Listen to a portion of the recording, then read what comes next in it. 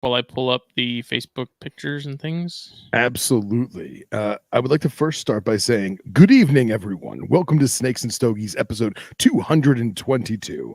And no, my lovely fiance, we're not late. We're on time, fashionably late, about 14 seconds behind. Love you. So tonight we are joined by a very special guest. But before we do that, while Smitty fires up the electronics, cues the photos and videos, thank you again all for coming in and joining us. This episode, as well as many other ones in the past and future, is brought to you by blackboxcages.com. If you need a rack, if you need an enclosure of a varium of sorts, find yourself navigating those dainty little nubbins to blackboxcages.com. If you're in the North Georgia, Western South Carolina, Eastern Tennessee region, or you just like road trips for cages, feel free to drive there. Say hello. Tell them Phil and Smitty sent you. Yes. Blackboxcages.com. We love them. We all own them. Enjoy it. Tonight's episode is also brought to you by Fulvius Apparel. Lots of apparel companies out there. Very few catered to the herpetoculture community. Fulvius is exclusively catered to our clique, to our group, to our association, our camaraderie. Cool shirts, hats, mugs. I'm wearing one. Grahn-d's wearing one. Smitty's wearing one. He owns the company. As well as cold-blooded caffeine. Coffee. Java. The brew. Whether you take it ground or whole bean roasted to perfection, feel free to go to coldbloodedcaffeine.com and get the Snakes and Stogies blend. A fine, effervescent Rwandan roast. Intertwined, intermingled, dare I say hybridized on the bean brew level with a spicy kick of Mexican deliciousness. Cold-blooded caffeine. Check it out. Ain't nothing about that coffee spicy, son. What are you talking about? I don't know. I was grasping at straws. You set me up for failure, Smitty. I'm sorry. What's funny is when I got in the little window chat when the three of us were on here before the show started, Smitty's like, "Are you on crack?" I was like, "No, man, I'm just excited to be here today." No narcotics. This time change and stuff. It's too. Oh, I know, right? How are you so? No, dude. When they at 9 o'clock, it's not even 9. It's technically like 8, right? Midnight. Yeah. No, it's technically 10. Oh, it's technically 10. Oh God, I'm all fucked. And then I messaged.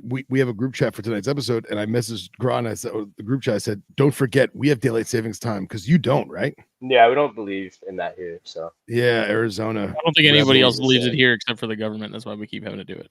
Yeah, pretty much that and iPhone. So yes, tonight's episode is brought to you by the people we talked about, but the special guest tonight is our very good friend and former, I don't want to say former, that sounds bad. It sounds like you're not still, but prior Herpetoculture Network's person of the year, Mr. Dustin Grahn, golf cap. Thank you. Welcome back, Bubba. How you guys doing? It's been a little while. It has. Yeah. It's been like 2 years. Yeah, the last one was Snakes and Stogies. It was with Brandon. I haven't done this by myself yet, so. Oh, okay. And then it has been a minute then. Yeah. And I did Jake's return episode. Oh, cool. On THP. Excellent. On to tobacconist. Is that a word? Tobacconist? It's a title, like a tobacconist is a thing. I was talking about tobacco-ness, tobacco-ness. No. I went in the humidor tonight and I went to grab something for tonight's show. I said, you know what? I haven't had a Caldwell in a long time. And I had Blind Man's Bluff. Ooh. A very large, very rotund stick. I think this is a 62 or even like a 64. It's huge. It's huge. But again, Caldwell Blind Man's Bluff, a great cigar, a great smoke, a good after dinner libation of sorts, if you will. But I had been holding on to this one because it was starting to amber out on the cellophane really well.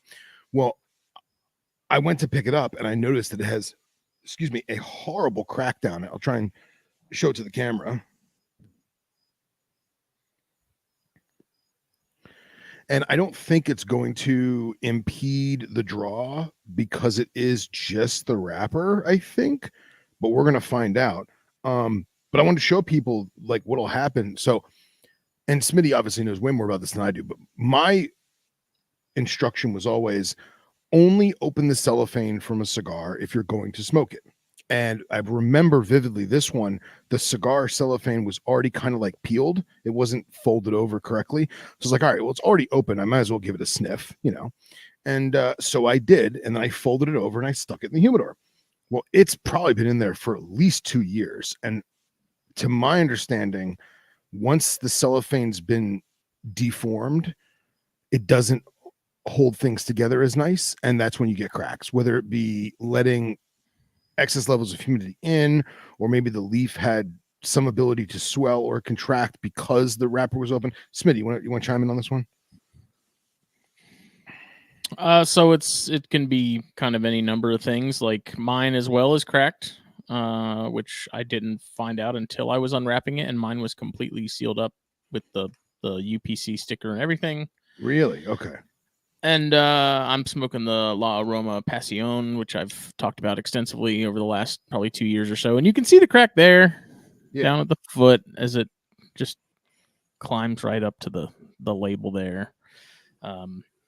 And I don't, I could have dropped it at some point. I could have had it in my hand with my keys or something while I was getting stuff out of my car or whatever, because usually I have my backpack and other stuff when I come home from work.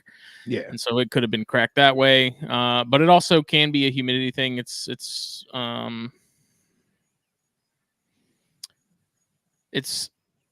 odd because if they are too dry, they're going to be more fragile and they can be more susceptible to cracking. But then if they're too humid as well, it can swell and cause them to crack, even though I'd be more concerned about them being drier and cracking, just because when you have more humidity like that, they're going to have a little bit more pliability to them. And so they're going to, be able to stretch a little more. But it's unfortunately it's a handmade product. So every now and then you're going to get it. Usually if you're concerned about it, I'd, check the cigar before you take it in and purchase it. Like, look, don't take it out of the cellophane, but like while the cellophane's on it, just give it a look over if you notice anything major as far visually as like inspect it. Cap. Exactly. If you notice anything as far as cracking goes, and then I guess if you want to put it back in the box, go ahead. But usually if I find crack ones, I'll go ahead and set them aside, and I'll let Tony or Roger, whoever's working, be like, hey, this one's cracked, set it aside. And then sometimes at the end of the year, Raj finds all these cracked cigars and ends up giving them to me, which I'll still smoke what I can out of them. They're still smokable. They still need a home. Of course. Some of them are completely beyond salvaging. Right. But ones like this, like because of it goes basically to the seam where the wrapper is folded over, it's going to kind of stop there. So it's just a matter of smoking it. But that crack and that fissure there, that is going to get worse as I smoke it, as it heats up and expands, and it's going to cause it to kind of flower out a little bit. It's going to be a pain. And I will say this, I would rather deal with a cracked cigar, especially if it's just in the wrapper, than a blown out cigar from excess humidity. Because I made the mistake of leaving some Cohibas in a Pelican case, because I almost exclusively use Pelican cases now for humidors. I forgot I had this one little one, and I didn't even have a Bova to pack in there. And I just left it, South Florida, humidity, whatever, and forgot about it. And months later, I was like, oh, crap, I forgot there's sticks in there. And I opened it, and all 3 of them were just blown out, almost look like loose leaf tobacco. And there's really no coming back from that. So, yeah, and that's a little tougher because those Pelican cases typically they're like airtight. Oh yeah. So there's really no exchange as far as like or relief from the humidity in there to where maybe you can they'll stay humidified, but it can at least get out and breathe some. Anytime you're using Tupperware or Pelican cases like that, like you may even want to go slightly lower on the humidity, like the lower end Boveda packs, just to sort of compensate for the fact that that humidity isn't going to go anywhere except for the foam and those cigars in that case. Right. And then I've also found that you really need to, in my personal preference, so I have 3 Pelicans that I really use, and they're all filled with cigars, and I will burp them. I'll open them and let air exchange at least minimum once a month. I try to do it once a week. Like when we do the show, I'll just crack each one open to let that air exchange. But like you were saying, if you have 75, was it 75 or 76% Boveda? 75, yeah. 75. Okay. For me, I'm usually okay with it. I'm in air conditioning all the time, relatively low, relatively medium humidity, despite it being a swamp outside my home. You may even get away with like a 62, like Smitty was saying, but the foam that you use is very important that you monitor that foam, because not only will that foam get mold in it, oftentimes even black mold that you can't see because the foam itself is black and porous, but you'll also get just excess moisture soaked into that foam. So it's a good idea to at least say once a year, if not twice a year, take that foam out, let it dry out, air out completely, leave the sticks in the box, whatever. And then I've also put a piece of cedar plank from like an actual cedar cigar box on the bottom, so that there's plastic cedar foam cigars, but at least once a year, if not twice a year, let that foam air out completely.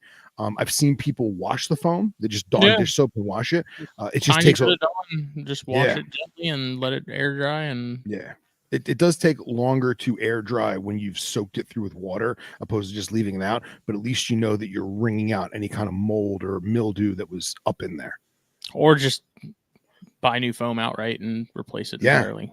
Yeah, it's cheap enough to do that. Doesn't have to be anything crazy military grade foam or anything like that. It just needs to be enough cushion to keep the cigars from cracking. Exactly. But I think it's funny. I brought a cracked cigar for educational purposes, and so did Smitty. So rock and roll. I think Grahn has cursed us with his Arizona voodoo or something. What did we do to you, Grahn? Yeah, it's like 20% humidity here right now in my room. Nice. That's pretty high. You get nosebleeds? No. Used to it now. Desert rat. I love it. I'm envious. Phil forgot to mention that if you use the code THN at checkout on fulviusapparel.com, you get 15% off your order. I did. I'm sorry. Exclusive promo code for THN listeners and viewers like you. And then if you use the code THN24 with blackboxcages.com, you also get a discount. And the code SMOKE at checkout for cold-blooded caffeine. Black Friday sale, I'm sure, is happening on all 3 fronts. Definitely for Fulvius. I just got to do some maths to see if the idea I have for sales makes sense financially. Well, side note, unrelated. Well, marginally related, talking about humidity. I just checked the Govee for my snake room. And those of you who listen on a regular basis know that my snake room is desert oriented. Dustin Grahn could live in there and be more than fine. I try to keep humid form in there. It rained all day yesterday too, so like my humidity is up a lot. Well, it's usually like 50. I mean, not a lot. It's usually like 12 to 15 in here. I've been trying to keep the snake room between 72 at night and like 85 during the day. And if I can get it to 30% or 35% humidity, I'm doing a good job. This summer was kind of wet, and the past couple of months it's been kind of high, maybe like 37, 42, something like that percent.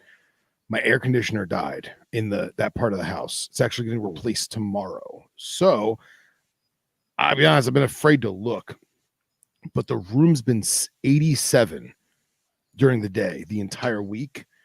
and 64% humidity. And I really feel like it's okay that the humidity got that high because it was so hot. I feel like if the humidity was lower and the temperature was still that hot, I feel like the animals would have probably suffered more, if that makes sense. I could be wrong, but I'm very excited that it's getting replaced tomorrow, because once that happens, I mean, I should be back to my normal levels. But I also put like the water pythons together, and I was watching Cerastes. Cerastes can see each other now, so seeing if there's any like inter-tank interaction.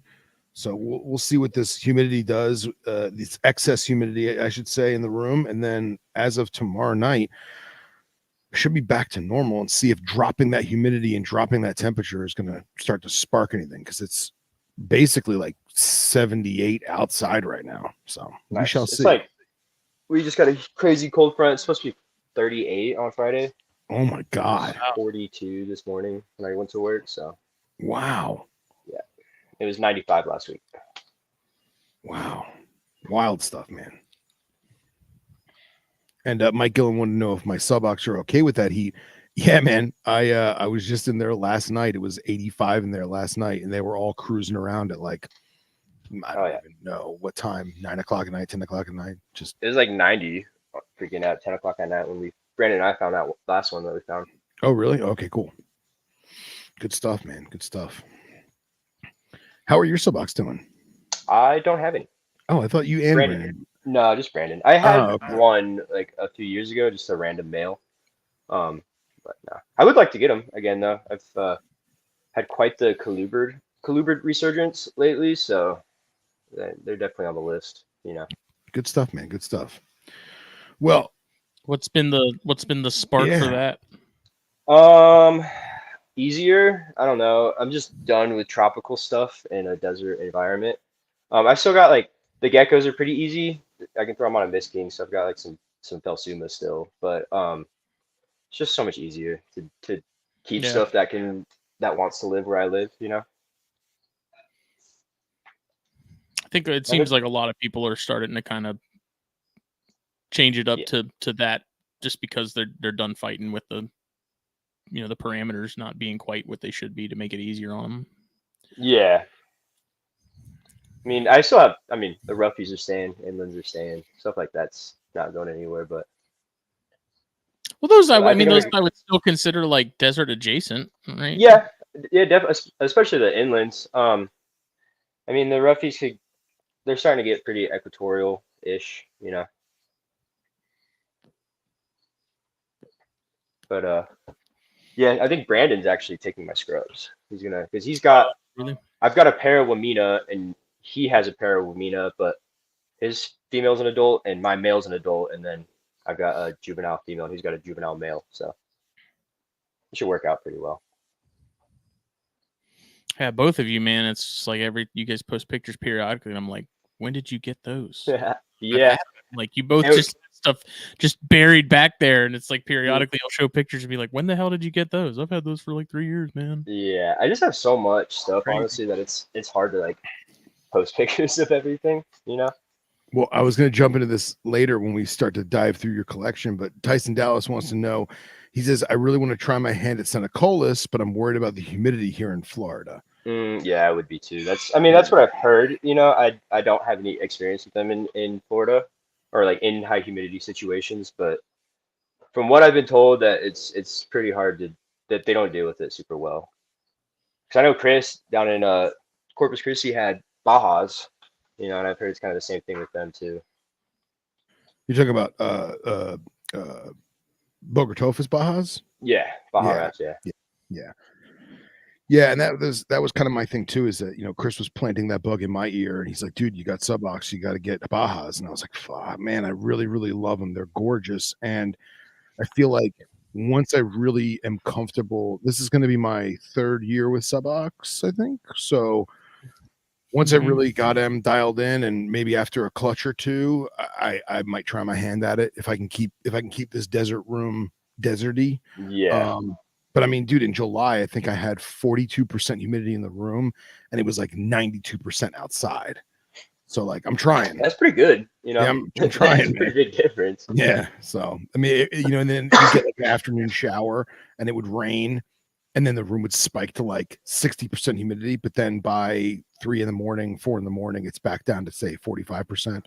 Yeah. So air conditioner helps a lot. And I just pump it in that room and then keep the cages hot. So.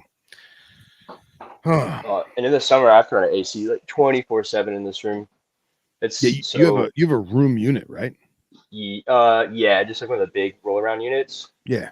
Yeah, I've got one of those in here. But I mean, so this room was a carport that the owners walled in because I rent still, and they didn't insulate it very well, so it gets like 90 degrees in here in the summer. Ooh, wow. Yeah, so I kind of, I don't know, I'll do morning lights, and then I just turn pretty much everything off during the heat of the day because it's still 86 degrees in here, you know, without any lights on.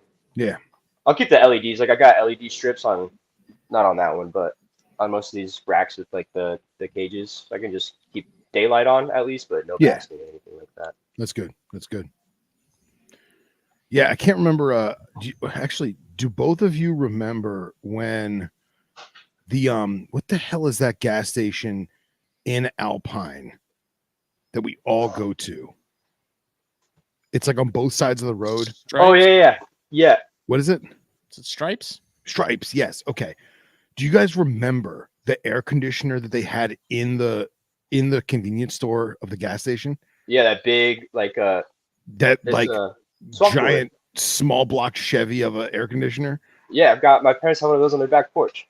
Dude, we got to get one of those for a Montane room. Well, yeah, they bump up your humidity. It's a swamp cooler, so it bumps up your humidity a lot too. Interesting. I remember Rob and I were talking about it on the most recent trip, and like, dude, that thing is just pumping. Yeah. You know? No, they're nice. Yeah. Oh man, I can't imagine what it costs though. Oh geez. I don't even want to talk about my electric bill in the summer. I'm sure I can only imagine. It's pretty scary. Oh man.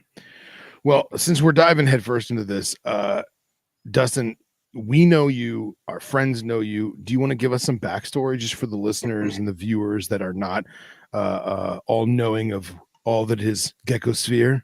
Yeah, I can do the Cliff Notes version. Been into animals my entire life. My family was doing it before I was born. Dad was doing saltwater stuff, had 2,000 gallons worth of saltwater aquariums in his living room, and breeding horses and macaws and everything, you know, you can think of, and grew up doing like 4-H, so we had livestock also, and then was also breeding bearded dragons with my mom in elementary school. And she even, like, my parents divorced, and she even married or remarried someone that owned a reptile or managed a reptile shop in California. They met at a reptile show, you know. Wow. Yeah, my family started the Tucson Reptile Show here, so it's just, that's so cool. I forgot about that. In my That's blood. awesome. Nice. And then yeah, ever since, I mean, I didn't have a hiatus really, but I just wasn't super serious about it until like college. I moved out and I was like, oh shit, I can get whatever I want. I don't have to have just one lizard in my room. I can have 10, you know. And it just went downhill from there. A tale as old as time in our community. Yeah. Right? Oh man, you just can't have one, you know? Oh no. You don't have to have 50, but you can't have just one. Oh man. So what are we keeping nowadays? A little bit of everything. I've acquired quite the Calibathra collection. I've got freaking 7 Jamaicans here now. Yeah. Nice. What else do I got? I got some Nassau Island, some Eleuthera Island, Caribbean boas. I've got Ford's boas. I've got Puerto Rican boas now from the great and all-powerful Mr. Robstone himself. Hell yeah. Some Montane Kings. I've got some Nablockeye, some Alterna, some Greeri, some Leonis, some Desert King stuff, some cool locality Splendida cross stuff that's local. Nice. green rats. I love Oedura. So I've got Oedura, Manilus, Fimbria, Kaguri, and now Casanawi, which are pretty awesome. Hell yeah. Got a bunch of Agurnia. Got Agurnia strilata, Stogies, Hosmeri, and Depressa. Jesus. Yeah. Phelsuma Sandingi, Phelsuma clemeri. Also love dwarf monitors, so I've got Gilleneye, Tristis, and Ackies. Dude, when did you acquire all this? Just, I've got good friends. Dude, do you have every species of Agurnia? No, I don't have Epsisolus. Not yet, anyways. Yeah, there's some, and then I think there's a couple more like Badias in the States. I don't have Kingai. There's a few species I still don't have. Okay. One day. Yeah, yeah, man. Kingai are cool, dude. Freaking the huge one. I want those so badly. I mean, I can't believe you got Depressa, man. They're awesome. Yeah, they're super fun. They're pretty shy, but they're they're out still quite a bit. Yeah. You keep them communally? Yeah, I just have one right now. Say with that genus in general, though, do you find that they get more bold when there's larger groups of them? I've only kept one Depressa, so I don't know with them. But yeah, I have an adult pair of Hosmeri that are out all the time. But I had a single, like a juvenile female that was alone, and she was out quite a bit too. Yeah. The Strilata are awesome. They're out all the time. They don't really care. And one of those things where they got more confident if there was more of them around. The ones that I keep in groups are out more, so yeah. I don't know. Anecdotally, yes. So interesting. I wonder if that's a safety in numbers type thing. Yeah, maybe a little like a meerkat situation. Yeah. You have someone on lookout. Yeah, 40 eyes are better than 2. Yeah. Yeah. That's awesome, man. And you didn't touch base on the Nefs. No, yeah, I've only had Wheeleri and Asper now. I don't have Pomeransis anymore. I've sold that project. Well, they were just my buddy's geckos that I bred for him. But just down to those 2 species. I lost the Levissimus. Dude, she was freaking gravid, ready to pop, and just dropped dead. Damn. Yeah. Oh man, such as knobtails. She was old though, super old. So I got this close. And I just wanted one baby so badly. It would be awesome. And you paired the Wheeleri and the Asper this year? Yeah. So yeah, the Asper should be going this year. Brandon just sent down his male. I've got 2 girls here from my buddy Alec, Specialty Herbs. So I'm gonna try and breed those for them this year. Cool. And then I've gotten eggs from the Wheeleri the past 2 years, but they just keep going bad. They just don't make it all the way. I don't know. Is it a humidity thing or is it a mold thing or what? Dude, sound like they're hanging out with the Jansen eye. I've got no idea. I'll do them straight on the incubation media. I've done them on sand, on top, like in a little cup on sand in the incubation media. I've tried lower humidity. I've tried higher humidity. Tried different temps. I don't know. Don't know yet. So try again. See what happens. Did you get the Wheeleri from Justin? Yeah. And how does he do it? I think he just puts them straight on the media, like 82. Okay, because I feel like his environment obviously gets colder in winter than yours, but very similar ecosystem, I imagine. Yeah. I've definitely asked him before. I'll have to pick his brain again though. Yeah, I'll see what he does for cooling. I mean, I cool my entire room. I just open the door at night. Must be nice, man. Must be nice. Oh, that's yeah. Awesome. Sometimes it's scary. I got my room down to like 36 one night. That was kind of scary, but so be it. Everything survived. Hey, man, and that's kind of the beauty of having a dedicated room, like your desert stuff. Deserts get cold. Deserts do get humidity. So most of your stuff is arid, if not desert or steppe land. You have your tropical stuff, but I feel like the tropical stuff, it can take a night or 2 of cold as long as you boost them back up or add humidity or what have you. And I feel like the desert stuff, well, they just don't care. Yeah. No. So. I mean, yeah, they live in some of the harshest environments. Dude, they can take whatever. Yeah, for sure, man. Dude, it's your collection is. I remember. I didn't say half of it. Yeah, either. dude, That's the crazy part. you're killing. Keep going, man. Keep going. Yeah, I got some green rats. Those are from Rob too. Barons racers. Got some IJ carpets still, but I'm sending those to Eric Burke eventually. I've got a freaking super dwarf retake here that I'm watching for someone. It's been a pain in the ass, but fun to play with at the same time. It hates me and it's at face level, so it's great. Oh yeah. I've got a bunch. I like. Yeah.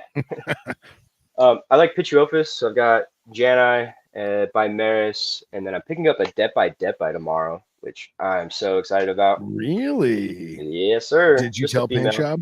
Yeah. Oh, yeah. Another member of KP's Legion. Oh, yeah. Mm-hmm. Hook, line, and sinker. Oh, yeah. I got a clutch of the Janai this year, but I had them on top. I had the female's cage sitting on top of like a monitor cage, which I knew I needed to move, and I think she just got too warm while she was incubating her egg or forming her eggs, and they ended up going bad. But did she just slug out, or she no? laid the eggs and they yeah, cracked? she laid the eggs and they crashed. They eventually crashed. I had one go almost full term, and something kind of cool hatched out, or would have hatched out. So it's making me a little excited for next year. Very interesting. Very cool, man. And then are you looking at getting a mail from somebody for the Depi? Yeah, eventually. I just had to get one. Yeah, baby steps, bro. Mm-hmm. Dude, and I don't know if Chris sent you, but like, dude, go on iNaturalist. Oh yeah.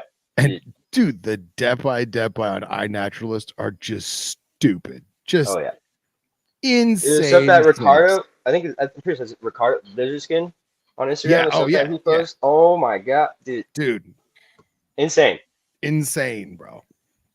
Like if that doesn't make you want to get into, Pituophis, I don't know what does, man. Yeah. And I met a local guy or kind of local, he's in Arizona, but he's got some like Miniaticolis stuff. So. Oh wow, very nice. Working on some cool pit projects in the future, Awesome, man. Awesome. Yeah, I tried bowls. I had some bull snakes like a year ago, but they're just kind of annoying. the bull snakes. Yeah. Yeah. I had a Janai for, I don't know, maybe about a year. And it was just a pet. I don't even know what the gender was. And I wound up giving it to a buddy and he got it massive. I don't even know if he still has it, but I don't regret giving it to him because he's a good friend and I know he enjoyed it and has fun with it. But hindsight, I should have kept it, should have paired it, should have done that. You know what I mean? So. I gave mine to Jake so I can go see it whenever I want. And that thing actually is turning out to be absolute stunner. Like it's nice, oddly lighter than the other ones he has, and it came from KP as well. But I don't know. I had my Floridas / Southerns and enjoyed them, and I had the Janai, and they're cool. They're just not really something I want to sink much into in terms of time and resources. Is kind of where I've come to land with those. They're just like Pituophis are one of my favorite snakes. Just growing up, finding a big mean gopher, so much fun. And a lot of the Mexican stuff's pretty chill too. Like the Janai are so calm. My male is one of my favorite snakes because he's so large and impressive and beautiful. I can just hand him to a 7-year-old, Mm-hmm. Yeah. And like he's just so calm. That's great, man. That's great. And it's good looking, Yeah. Yeah, it's not just a monochrome snake, Yeah. Yeah. I also got some cool Australian lizards. Got some long-nosed dragons and Australian water dragons. And... Oh yeah, how those ones doing you got from Billy? Good, dude. I need to separate them. Like one's definitely out competing the other, but they're both like one's like almost tripled in size, and the other one's doubled in size. So they're growing good. They're growing fast. And then Very I also keep a bunch of tortoises. Got some desert tortoises and leopards, and still only one pancake. I need some more of those, but nice. How big's the pancake? Like that big.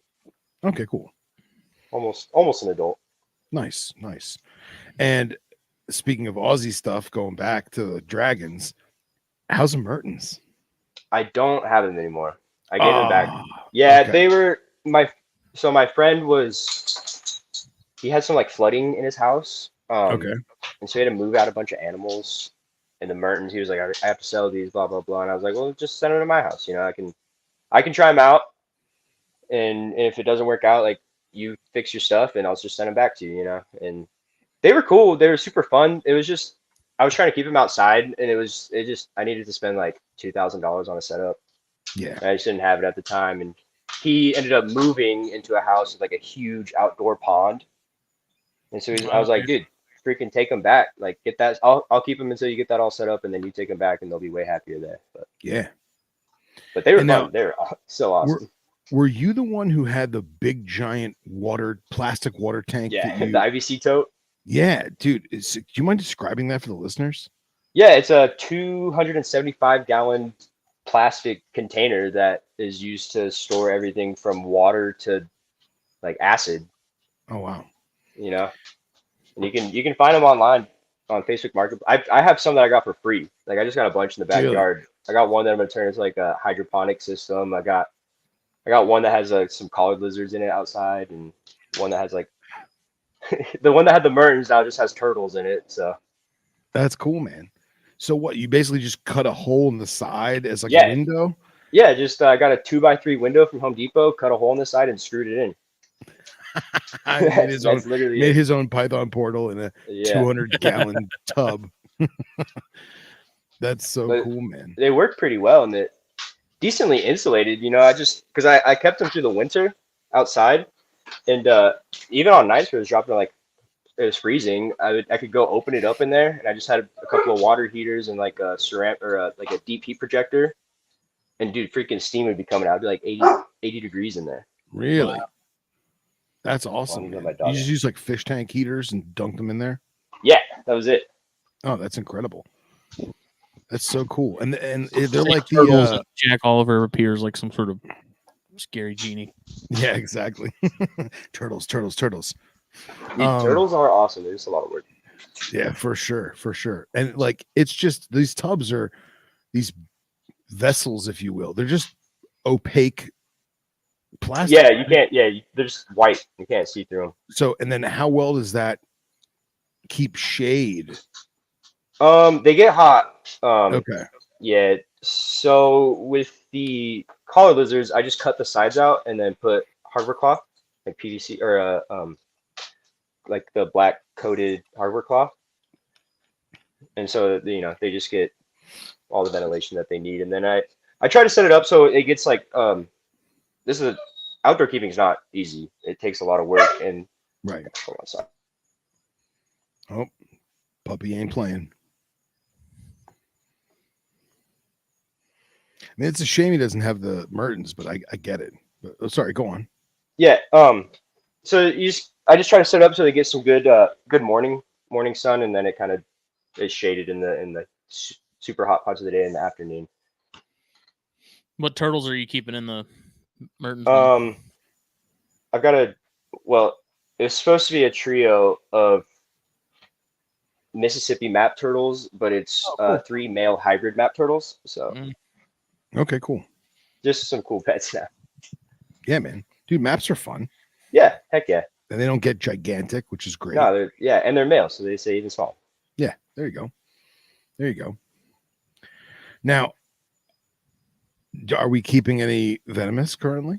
Yeah, I've got just a little white speck. All right. And on that note, have you finished the Venomous of Arizona yet? No.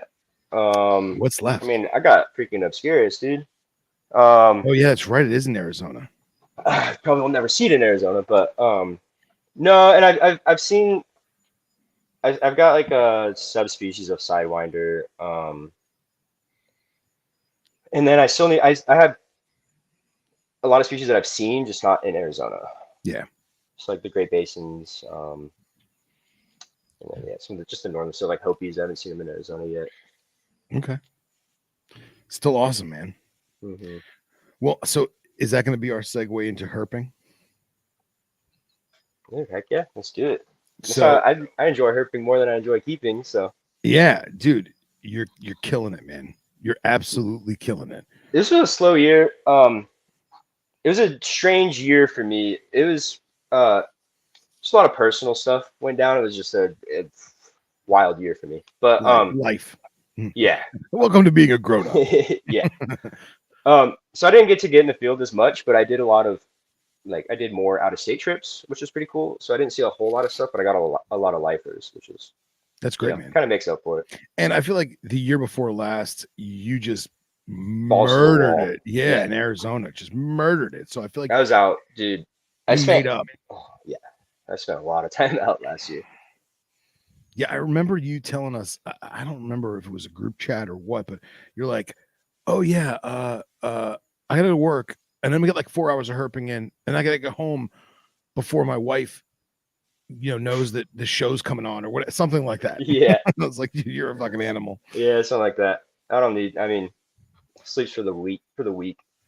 Easy, Julander. The older I get, the more I can tell you that's not the case. Yeah, I'm only 25, so I'm trying to enjoy it while I can. That's good, man. Well, you're killing it for 25, that's for sure. So how many species are on the Arizona list, and how many do you have so far? Overall. Yeah, I think there's like 147, somewhere around there. Okay. I'm still just over a little bit halfway. Just probably around 80, Awesome, man. Still awesome. And dude, some of the specimens you got are killer. That's the last snake you found. That was a good night. Excellent. That's in Arizona? Yeah, that's a little, I guess, in the block guy. From Southern Arizona. It looks awfully infilabrous to me. No, way too far south. I was just saying the dark patterning. Yeah. I did get one of those in Arizona this year. Oh, that's cool. Yeah, Justin found it on our hike down to look for abysses. Man, that trip.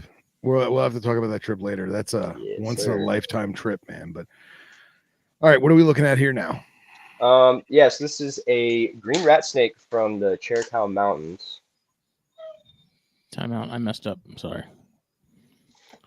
Facebook with their arrows going the wrong way.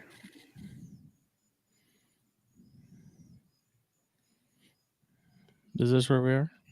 Yeah. Right? Okay. Yeah, close enough. Same day.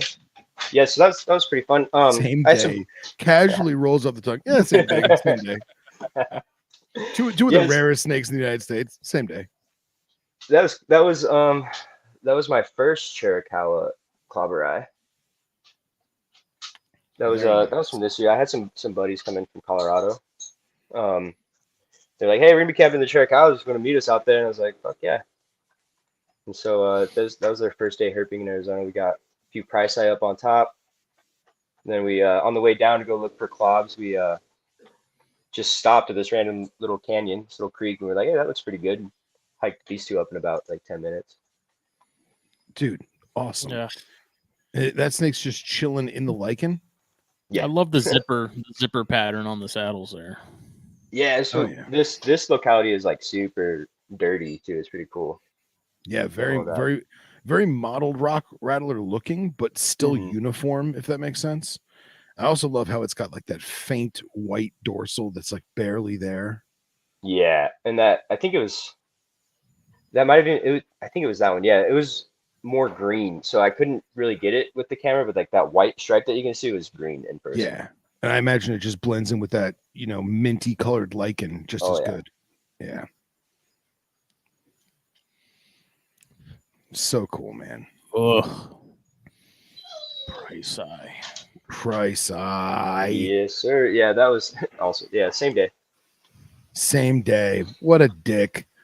Dude, that day was it. There's not many days like that. Oh my God. This thing. I just saw this on Instagram. For those of you listening on your commute to work tomorrow, you need to mark this with the 44-minute mark. This is a snake worth looking at. Go on, Dustin. Yeah, this is probably one of my favorite clobber I've seen. I've seen a lot of clobber in this locality, and nothing's been like this. Like just that, like the broken up saddles, Yeah. It's Is this got like twin Huachucas? spots all the way down. Yeah, it's Huachucas. This is Yeah. pretty close to where we went, Phil. Yeah. Dude, awesome. There it is. Yes, sir. Getting into Texas. Yeah, so I got to do Texas for the first time this year. Little mishap A in little mishap? scheduling. A little mishap? Come on, man. For those who are Oh. unaware, we planned this trip to do West Texas, and somehow, we'll just to summarize, the dates got screwed up, and Dustin and Brandon left for the trip a week early. Yeah, I went on the dates that I was given.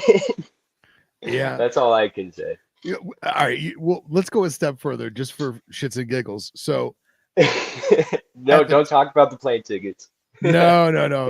I was just gonna say, Dustin, instead of taking the dates that were put into a group chat, he took the dates that he wrote on a cocktail napkin. So, kudos to your commitment, of the cocktail napkin. But hindsight, right? Yeah, I don't. There's a lot of red flags in the weeks leading up, but Yeah, but you know what? You got a suboc and we did not. So we got 2 subocs. you got 2 subocs. So what are we looking at this suboc here? So this suboc is south of Fort Wayne, I think is where that was. I could be wrong. Okay. Fort something. I don't know. It Davis? came from east of Davis. East of Davis. Okay. Yeah. So this is pretty cool. The people that I've talked to said that it's like a weird place to see them. And even on INAT, there's like one pin like 10 miles away from it, and that's it for a long time. Okay. But yeah, it was like the last night that Brandon and I had. That was a long night. We just were gonna herp as long as we could until we couldn't drive anymore, and then sleep, and then wake up and make the rest of the drive home. But it definitely paid off.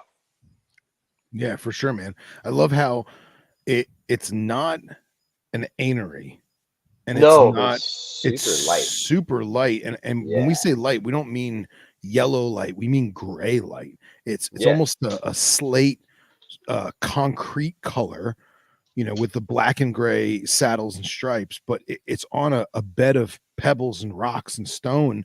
It just blends in perfect. Yeah, but I mean everything around it. It was just creosote bush, like creosote habitat is all it was.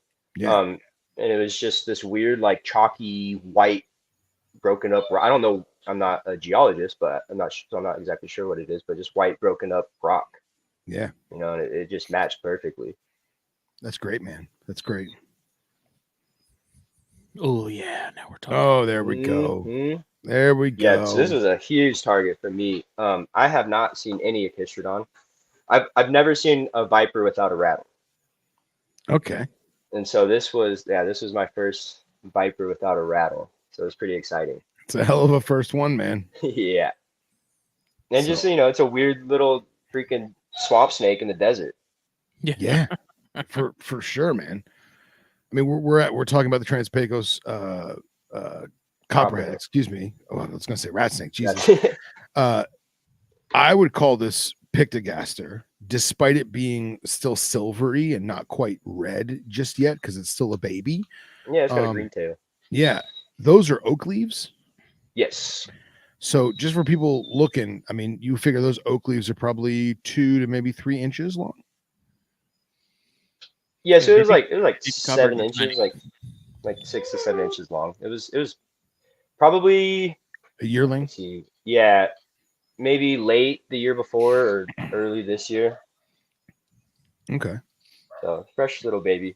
It was funny. We were just kind of killing time in this area, and we decided to go like walk up like this little, basically a talus.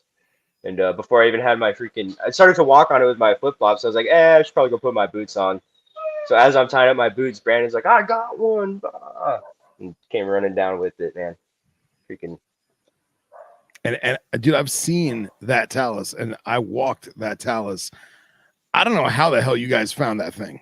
Yeah, no, he said it was just sleeping like perfectly in the open in between a couple of rocks. Yeah, that's wild, and definitely kudos to you for putting on shoes, because not only would that be horrible to walk in flip flops, but it's just super sketch, man. just that lava rock, you know. Yeah. Hey, there we go. Yeah. So Boy Scout Road Subak. Oh, it's got the ticks and everything too. Look at that. Yes, Yeah. it does. I sent a picture of the ticks. I don't know if it's next to them, but yeah, that was pretty cool.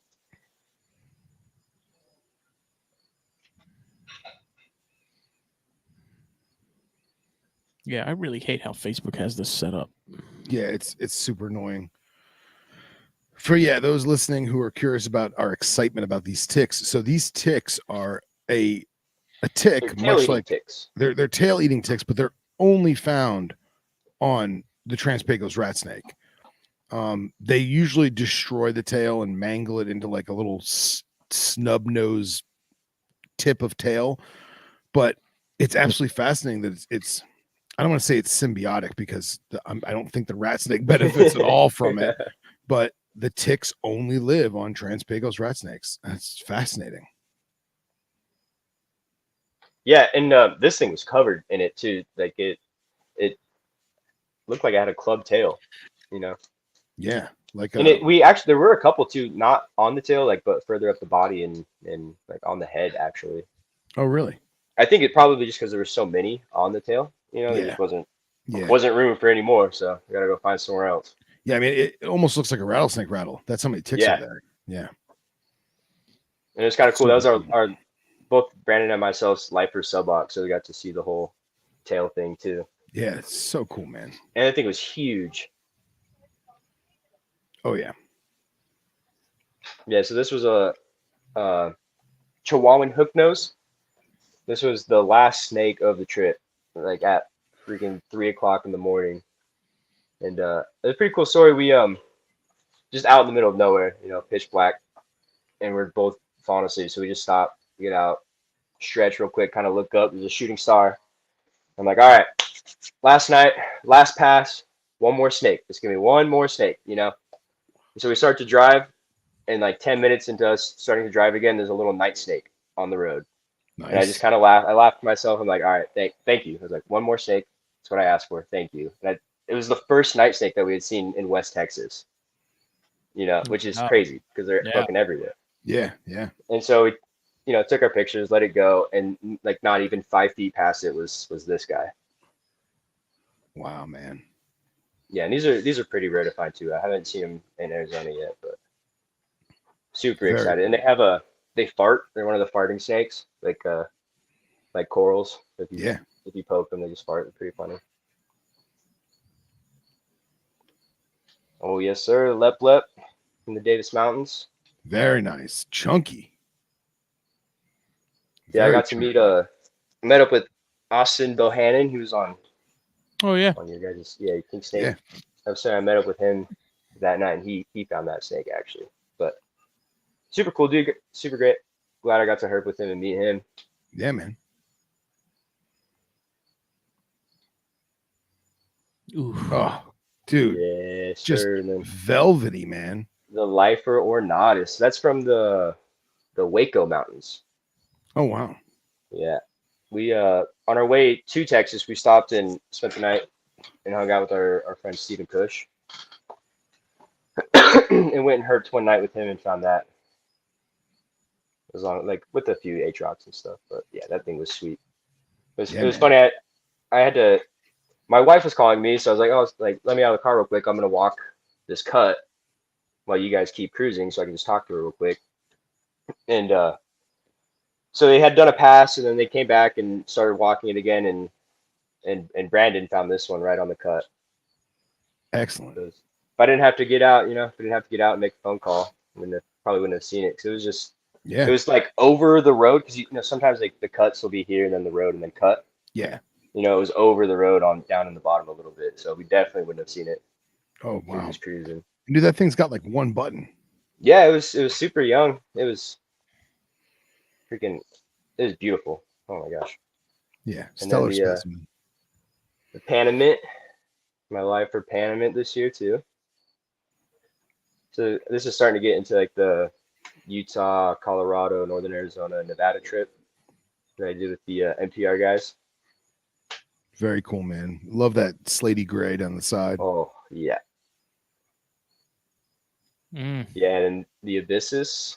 So that was, yeah, we can talk. That was, yeah. Let's dive into that. This was a legendary night. That's all I can say about it.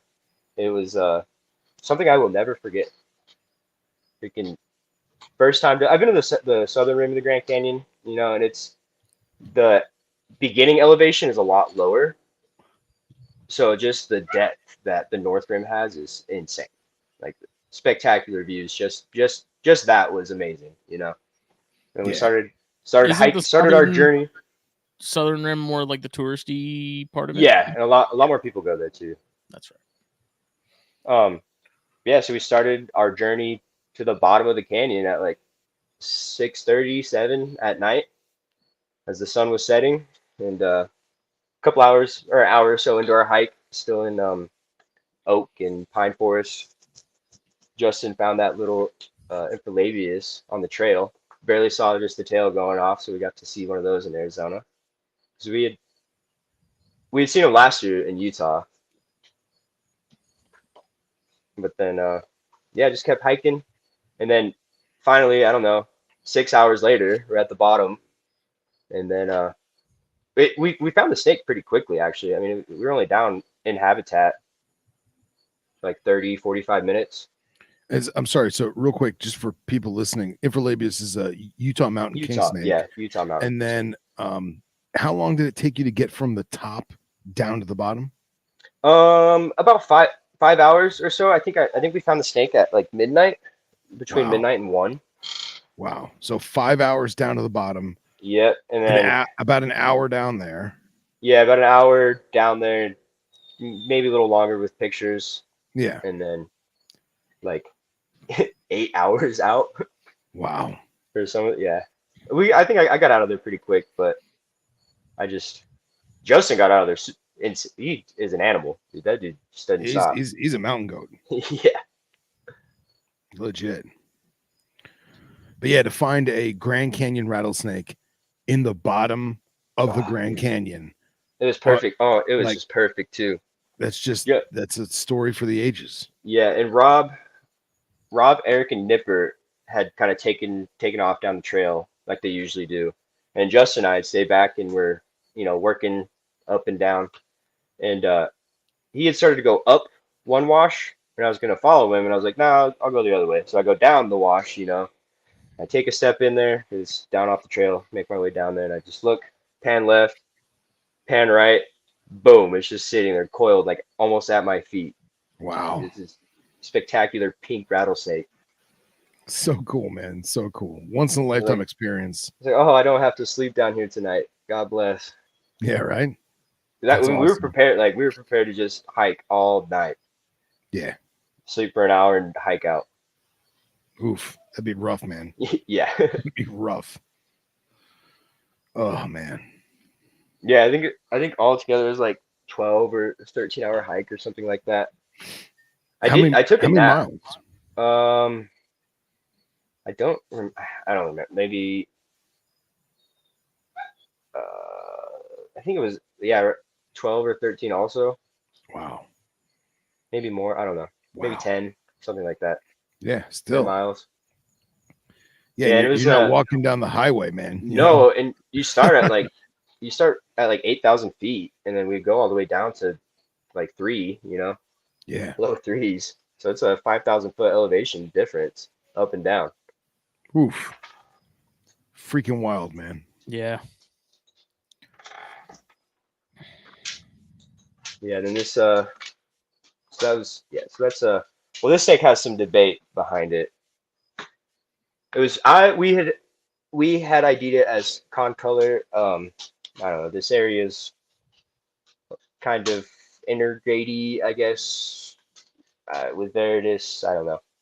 Some people say Veritas right here. Some people say con color. But so now I need to go back and find a true con color for all the haters.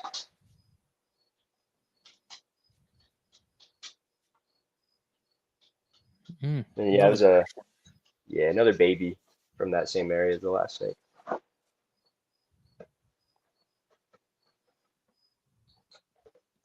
This higher elevation lutosis from southern Utah.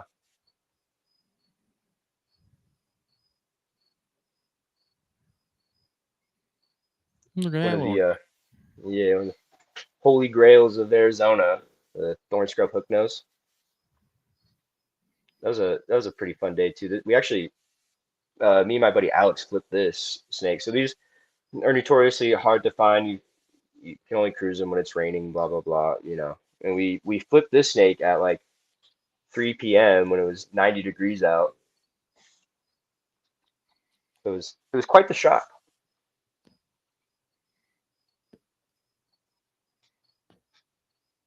It's a little, I think, a pretty spectacular example of longnose snake from southern Arizona.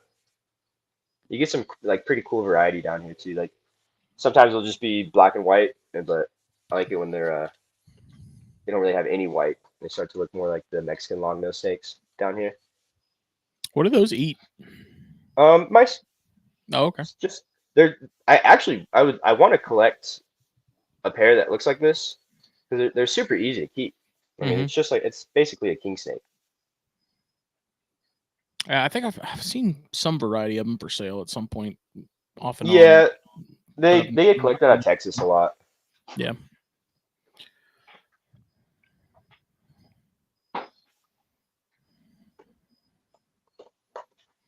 Just a tiger from the other night. Yeah, basically. Dude, straight up death adder. That was the same night as that little knobtails guy from the beginning. Yeah, those are one of my favorite rattlesnakes to find here. Oh, the green rat. So that was that same day that we were talking about in the Chiricahuas. Freaking 2 green rats. Where we get 2 price eye, 2 clobs, and 2 green rats. Look at how excited he is. Dude, I would have loved to have heard his excitement when they found them. Oh, yeah. Yeah.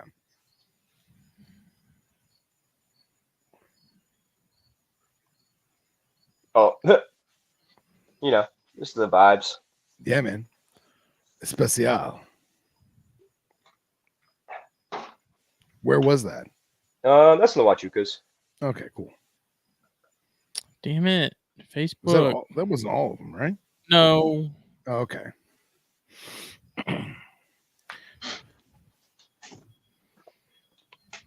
Toidle. Toidle. Sonora mud turtle from the Huachucas. Yeah, I just sent you guys like a freaking random.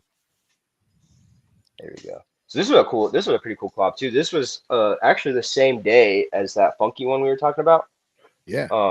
This one I was excited. We found this one first, and I was excited about it because it looks very reduced pattern too. Yeah. It almost, I mean, you're obviously far away. I'm sure if you zoomed in, it would look a little different, but it has very much a Malurus vibe. Yeah, kind of. Yeah, no, I love definitely Malurus vibes with like the little dot instead of the full band. Yeah. Oh, there's that light colored suboc. Nice. Look at that vest. Look at that vest and that smile. Who's better than you? Man, I can't wait to go back, dude. I'm so excited. Dude, it's a better picture of the tips. Yeah, there it is. Look at that, man. That's crazy. What is it? It looks like a candy, like a nerds. Man. What are those Yeah, you know those like nerds. No, I was gonna say, you know those pastel colored M&Ms they have around Easter time? You know what I'm talking about? Yeah. Oh yeah. They're not actually M&Ms, it's like the other brand, but they're like pastel colored Easter M&Ms. That's what it looks like. Talking about robin eggs?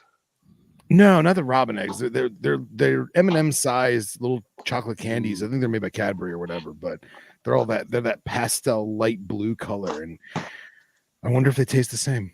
Those are mini gushers. That's disgusting.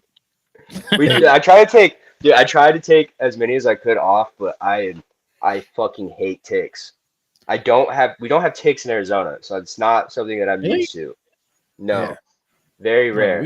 They're everywhere here. No, I've never had a tick on me. Oh man, they're the worst.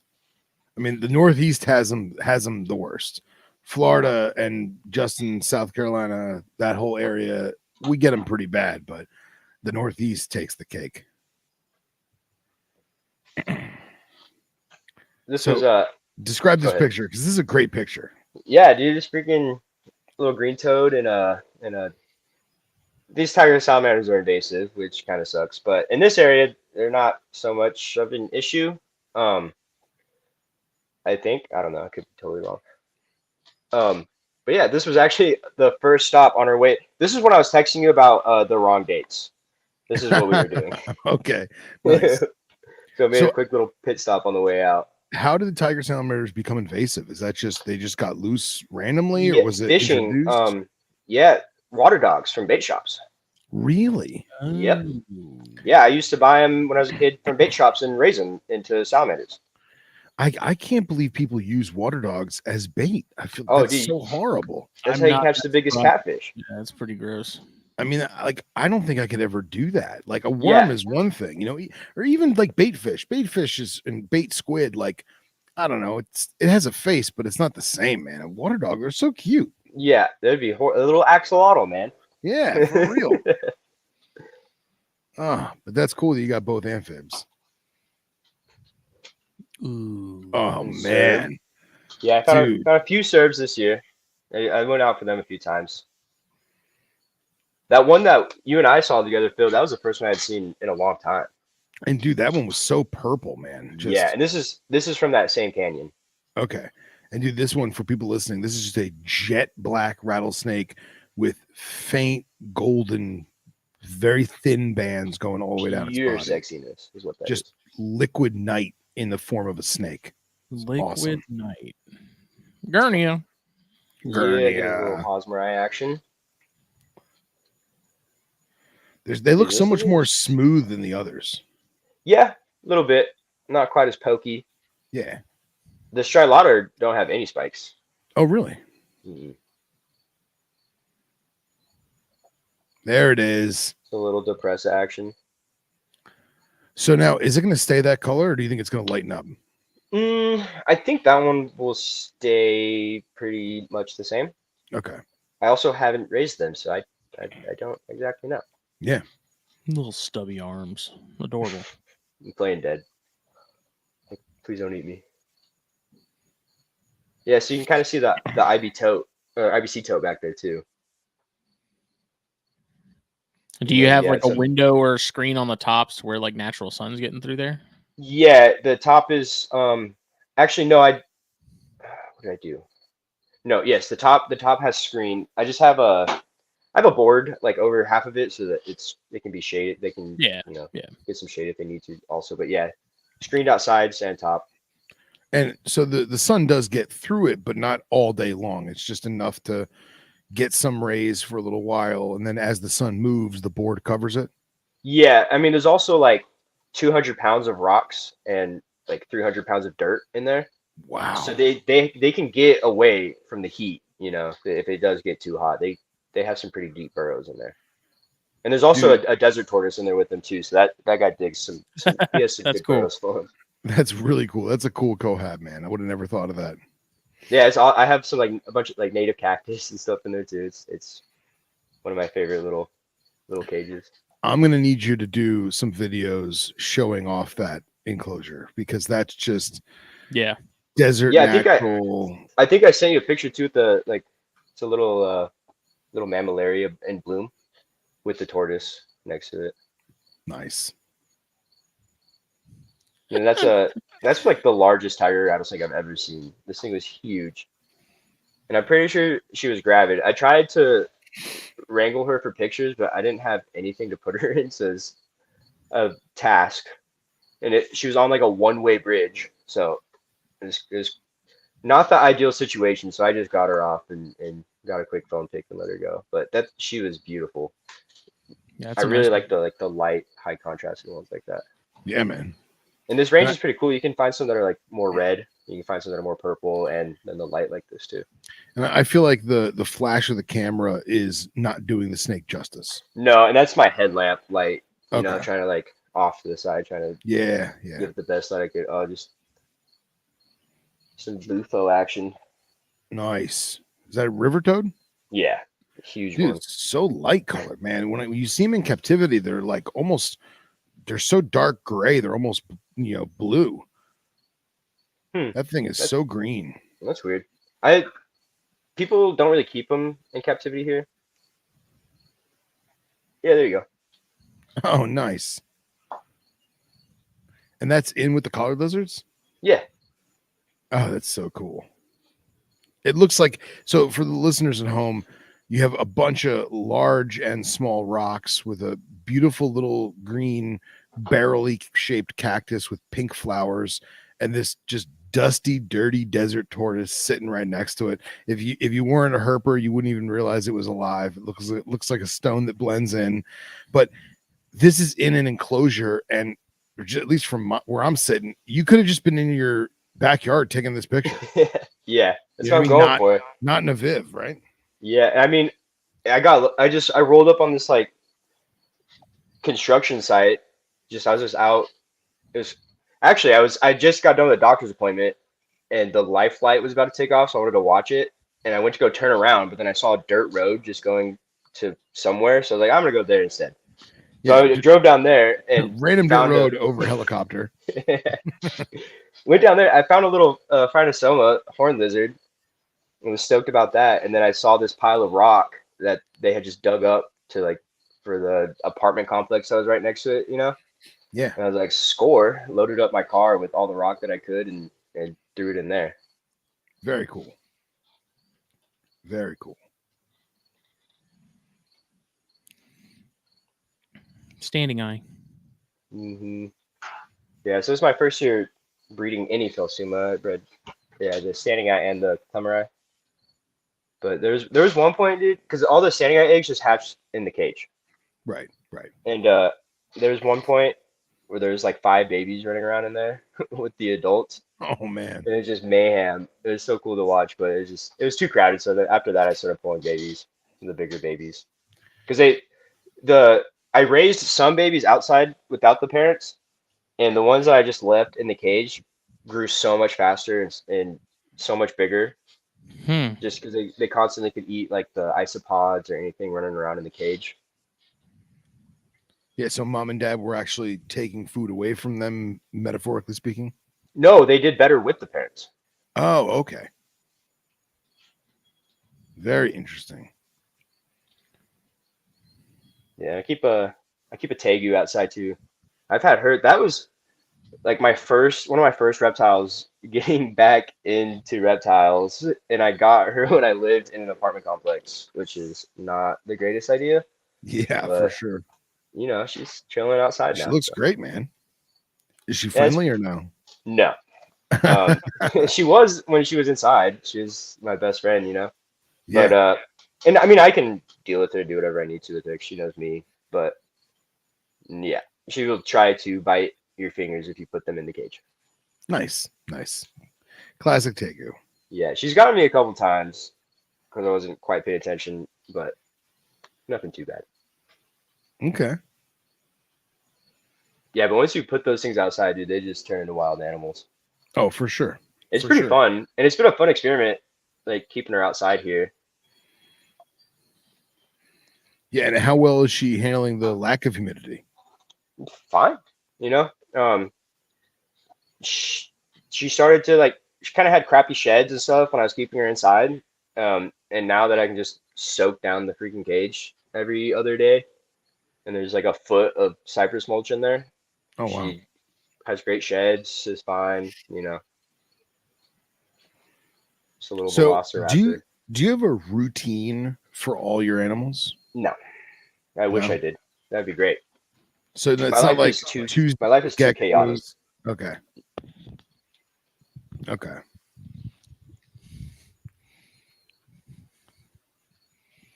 It's like with the gecko stuff. Giving away my secrets. Oh God. No, I'm just kidding. No, it's just my. What were we saying about the geckos? I don't know. No idea. Let me scroll. back up. Oh man. Oh yeah, Oh, getting some more. Back to the Dude. Oidura. Velvety. So I bred Kagura for the first time this year too, which is pretty fun. I got a bunch of babies. Did pretty well with them. And you Nice took those eggs out and incubated them? Oh yeah. Yeah. They'd probably hatch in there, but the parents probably eat them as soon as they hatched. So. Okay. And how do you have a lay box for mom with them? I've never kept Oidura, so Just in the soil. So they're on a Mist King. And so Okay. like the Mist King will drip after it sprays. So right underneath it's pretty humid. So I just threw like a little piece of cork on top of it. And so it just stays humid. More humid right there. And a lot more humid than like any other part of the cage. So usually they lay there and then I just watch. When I'm feeding, if I see a female look skinny, I'm like, oh, you laid eggs, I'll dig around and pull the eggs out. nice. So sometimes I miss them, but for the most part, I catch most of the eggs. Because I do that with pretty much all the geckos. Nice. Before I forget, we can obviously talk about this off air, but did Kyle Vargas reach out to you about Strophoros? No, but I saw his post. Okay, cool. I told him to hit you up. So, what is this little nugget? Yeah, I got a clutch of longnose dragons this year. Oh, cool, man. Yeah, some Goiodon. I've had these things for like 11 months when I got this clutch of eggs. I was not expecting one yet, but she's actually gravid again too. I started with 6 eggs, 1 crashed, 2 pipped but died, and then 2 made it out. So we'll see. It was her, first clutch too, so Yeah. I don't expect much, especially with these tiny, fragile little babies. So, dude, what I'm seeing is still a W. Heck yeah. And she's gonna lay another clutch here soon, so try again too. But I don't know. The first ones that I've ever seen were the ones that I have, Yeah. So I'm pretty excited about these. Everyone keeps asking me if they're brown anoles, which is really annoying, but they have the shape. Like yeah. the adults definitely look Anolis-esque. Yeah, maybe it's because I'm spoiled and I see brown anoles every single day of my life, but I don't think they look anything like anoles. They have a similar shaped head, but like that vertical stripe and that long ass tail, like super cool. Not to say that anoles aren't cool, everyone. Anoles are cool, but I also just have a thing for weird brown lizards that no one likes. So I'm the same way with snakes, man. I love my drab snakes. Yeah, me too. What is it? This Jamaican? So Jamaican, yeah. So this is this is one of the younger ones, and they're finally starting to go through their color change. Let's see, I've had these ones for a year, about a year now. Oh, Nice. I'm super excited about this project. This is a Mexican hog female that was gifted to me by some of the OG herpers out here. So very cool. pretty excited about that. And I've got a little axanthic male that I'm gonna put to her. Ooh. And I just added these this year, so I have all the Oidura that I want now. Just added these. Then the Oidura Casanawi, the northern velvet gecko, I think. And these ones actually have a morph to amel. You can get amelanistic ones. I don't really care about the morph, but these are like 50% het from. Yeah, dude, banded for days. Oh yeah. Do they all like the species in that genus? Do they all stay fairly similar size wise? No. So the Kagura are the smallest ones I have, and that was an adult. That was in that other picture, Okay. but I have Fimbria, which can get like 10 inches long. Wow. I didn't. Yeah. Huh. Ackies. Yeah, I got a pair of yellow Ackies. I just set them up in a 4x2x2, and they're loving it. So hopefully I'll get some eggs from them this year too. My male is so cool. He's a puppy dog. I can just like take him up. Sometimes I'll just plop him on my shoulder while I'm doing waters or like spot cleaning stuff, and he's just chilling. Nice. Yeah, this is the Bimaris I was talking about earlier. Super excited about this project. I just got a 3.3 with some friends. You don't really see these too often anymore. A lot of the ones you do are super bug-eyed and gross looking. So these ones are some pretty good looking, healthy animals. So I'm really excited about it. Dude, and look at the cactus in the background. Oh, yes, sir. Dude, you're a cactus king. Yeah, well, yeah, I've always liked them. So my dad has a landscaping business too, and so he has 5 acres. It's just full of cactus that he grows. And so I don't know. I guess I just always liked them too. Yeah, But man. yeah, this year it kind of exploded. I got some like seedling stuff that's sprouting now, and fun little projects with them. And then this is I ended up selling this project just to make room for some of the other species of Oedura. But this is Oedura manilis, and usually they don't have those stripes. They're just dots, like the white dots.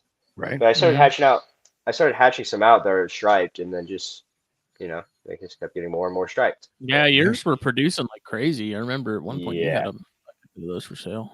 dude, there was one year I had like 25 babies. Now, Crazy. again, I've never kept Odura, but I've kept Phelsuma, regrettably for me.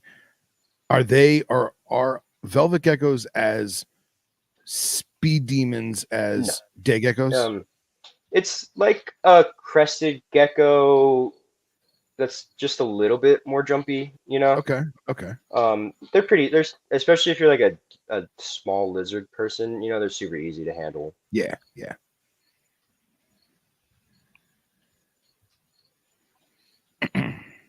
I still do want standing eye one day. Well, let me know. I got a bunch of babies, so. Oh, this is a fun little setup I did too. I put my Tristis in my living room.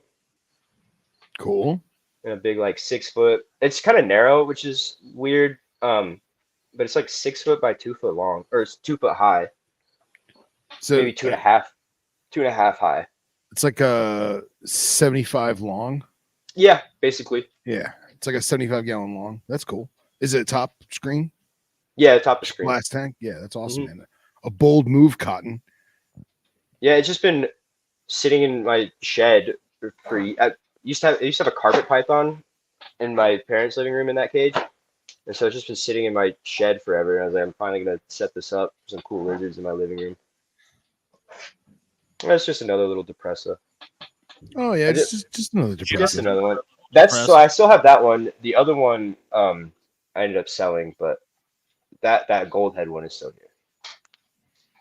And then this is this is that Fimbria that I'm talking about. This is I'm not sure. Oh, this is my European import girl. She could potentially go this year. I've got a male that's a little bit smaller. That guy right there. So wow, that's gorgeous. I'm gonna put them together. Maybe I'll get some eggs. And these ones, so the Fimbria, I guess, are a little bit trickier. Oedura in general are pretty easy to breed, especially the Manilas. You just give them a cooling period, put them together, they're gonna breed, But I guess there's a little bit more that goes into this species, so it'll be fun to figure it out. Very cool.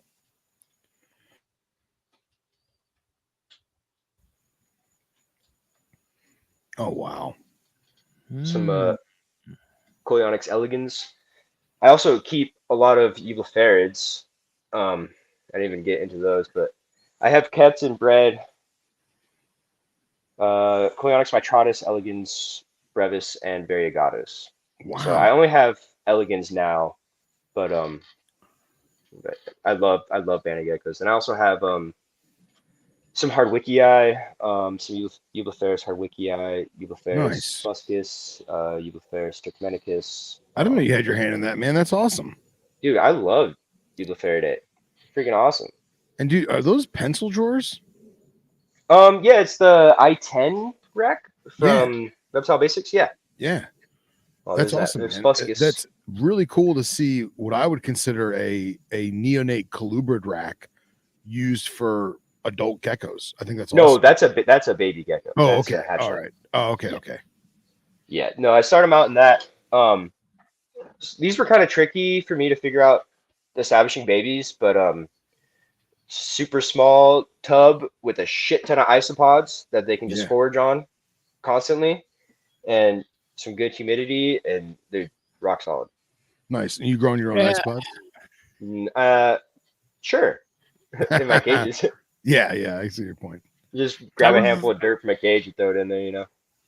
The one thing that kind of held me back on coleonyx was babies and fruit flies and stuff and all that. And oh no coleonyx is small enough for you to even do fruit flies. I've found that a lot of these like little lizards want bigger prey items. You know, like I've tried fruit flies and stuff with some of these little guys, and they just look at it like, "What am I supposed to do with this?" You know, and then you throw a quarter-inch cricket in there, and they mow it down. Yeah, very cool.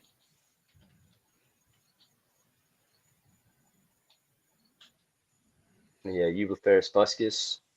I've got a pair of these. I've got a female from Philippe de Vajuli. Mm-hmm. Some good OG lines. Nice. And then a male from Gecko Boa. So hopefully those will go this year. I love that nape pattern, man. That first band. Yeah, the Iranians are pretty cool. They're huge and they're beautiful, but I think fuscus are my favorite, just visually.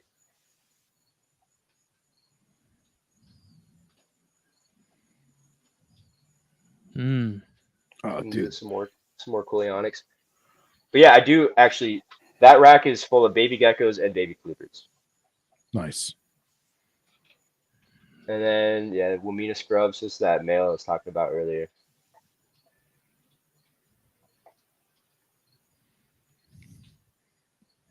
So some inland carpets. So I do still have some pythons. I've got the inlands and the roughies still. And those aren't going anywhere, man. Those inlands are so cool. And they are blue. Like they are a blue snake. Nice. Yeah, that's a regret had a for me. Person say they didn't enjoy inlands. Yeah. Like every person I've talked to, they're ridiculously underrated and just the coolest.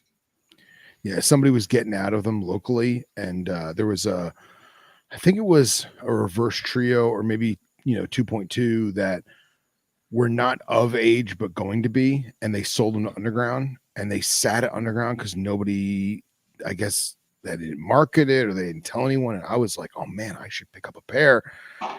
And one of our friends, who shall remain nameless, actually bought them, and I didn't get to get them. So they're definitely on my radar for future Python action. This is the Puerto Rican dude. You should get them. You definitely should. They're awesome. Yeah, they're a snake that'll stay here, and I'm excited because I've been freeing up like a lot of space in here. I've been downsizing and stuff. Yeah, like animals. But I've been freeing up some cage space. So I'm excited to put them in cages and actually get to watch them. Yeah, for sure, man, for sure. But Puerto Rican boas, super excited about these guys, and I think I have 2.1. So nice. Yeah, because Rob sent me 3 and Brandon 3, and it was 2.4. So both got a reverse trio, which kind of worked out. And then the Janai. So this is that male I was talking about. He's just so cool and out all the time, man. These things will just sit there and watch you too, work in the room. And I see you got some cork in there, and you got the driftwood type bleached wood. Is that from out in the desert by you, or did you buy that like in landscaping? I don't buy wood. What the heck? The only wood I buy is cork. Nice. Dude, nice. I'm lucky enough in an area where I can collect manzanita too. So yeah, that's a blessing, man. It really is. Yeah, and because dude, grapevine sucks so much, man. And like I want manzanita. I just can't justify paying the down, especially down by me, man. I'm so far away from naturally occurring manzanita. You know what I mean? Mm-hmm. And like all my desert enclosures would look so cool. I'm foam building a Sabak black box cage right now that I've been taking my sweet ass time on. I'll probably buy some smaller pieces just for that enclosure, but yeah, dude, it's so pricey. There's them so big these are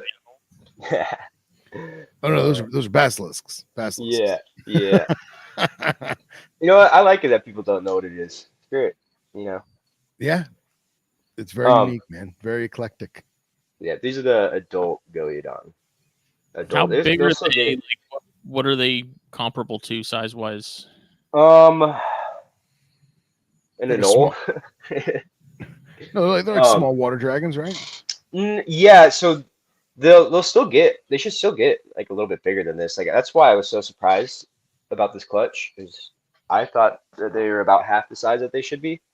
Um, but yeah, I think that they get a little bit smaller than like or I guess a little bit smaller than like a bearded dragon, maybe bearded Okay. dragon snout to vent length, Yeah. but thinner, and their tail is like 4 times the length of their body. Yeah.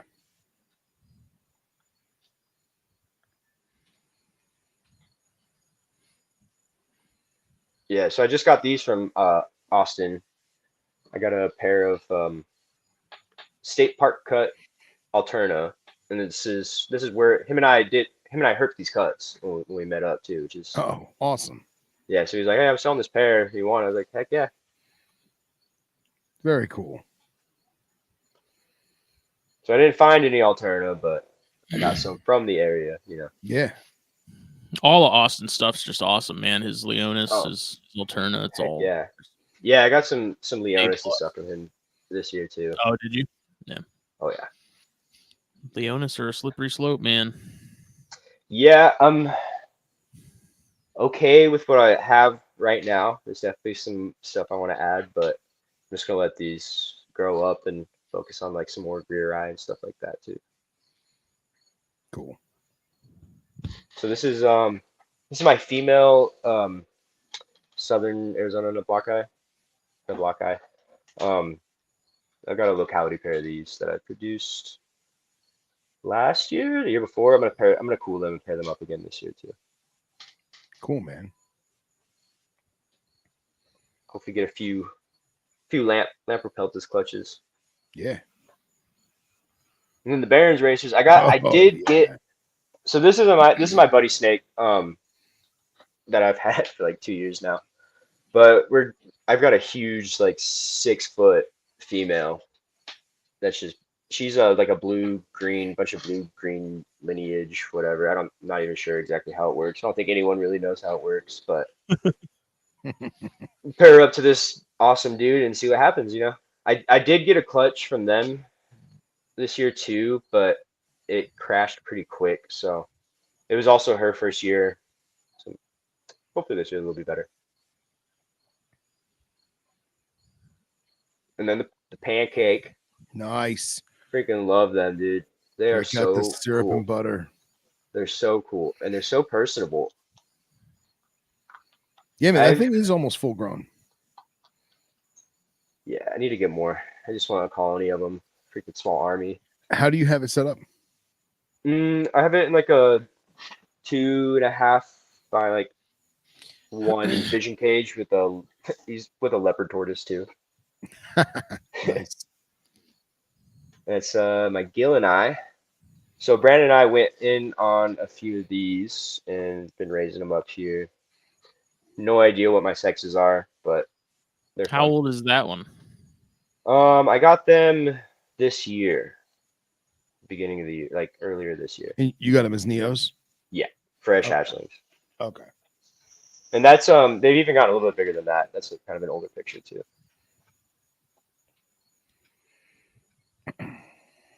This is my oldest Jamaican.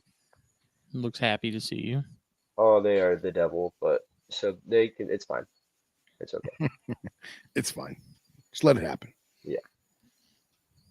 Yeah, they are not a snake for anyone that does not want to get bit or squeezed on, because it will happen. And then that's that's another Kogurai. It's just a European import male that I've got. And dude, as gorgeous as that gecko is, it blends in with that cork so well. Right? Yeah, it took me a minute to realize what I was looking at. Yeah. Yeah. Chris Sharp sent me that boy, so He's ready this year, so I'm gonna pair him up to a different girl that I got, and we're gonna split some babies. Cool, man. And then it's that little speck. Dude, that thing's so tiny still. Yeah, I had two. I got two last year, as like non-feeding babies that my uncle produced. Yes, one did not make it, but this one is still here and doing great. Smitty, I don't know about you, but I wish my uncle produced white speckled rattlesnakes. Yeah. Yeah. So I can be told that I can't have those either. He's also my my rodent, one of my rodent plugs. He breeds rodents for like the pet shops and stuff in Tucson. Oh, cool, man. Very cool. So that's that little Mountain King from that first one that you showed. Dude, that side pattern is wild. Yeah, that's wild. Totally wild. So light. And some Perry eye in the background. Shoo, doesn't get better than that.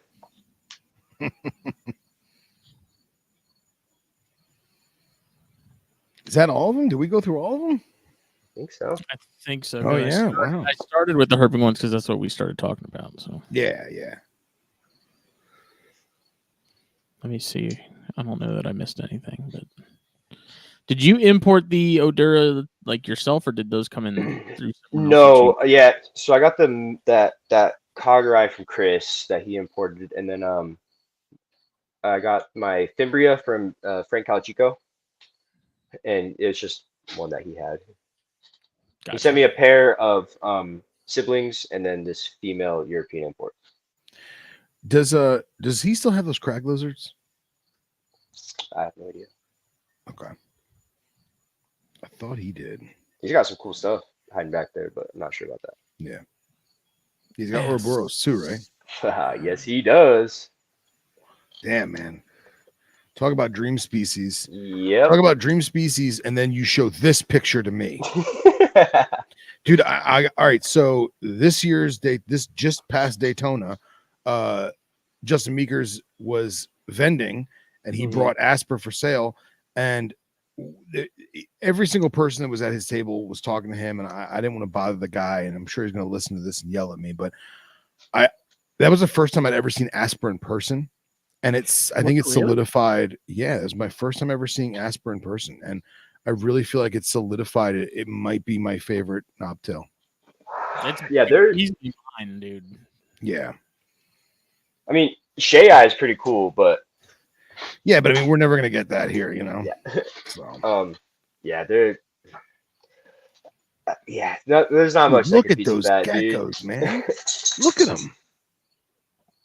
Oh, God. Why the hell do they call them knobtails? Yeah, I'm excited to try them. You know, hopefully, those are gonna be like one of my biggest gecko focus. The next year for sure. As long it's probably the only thing that's new for me. Those and the Wheeler Ice. Those would be my biggest focus. And then I don't think the Fimbria will go this year, so I'm not super hopeful on them. But then the Barons and the Jana are gonna be my biggest focus for snakes because I missed on those clutches last year or this year. Yeah.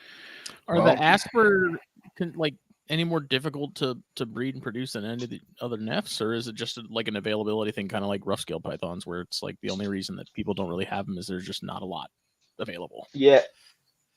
No. I think that they used to be pretty tricky. I still need to talk to some of my gecko friends about exactly how I'm going to execute this.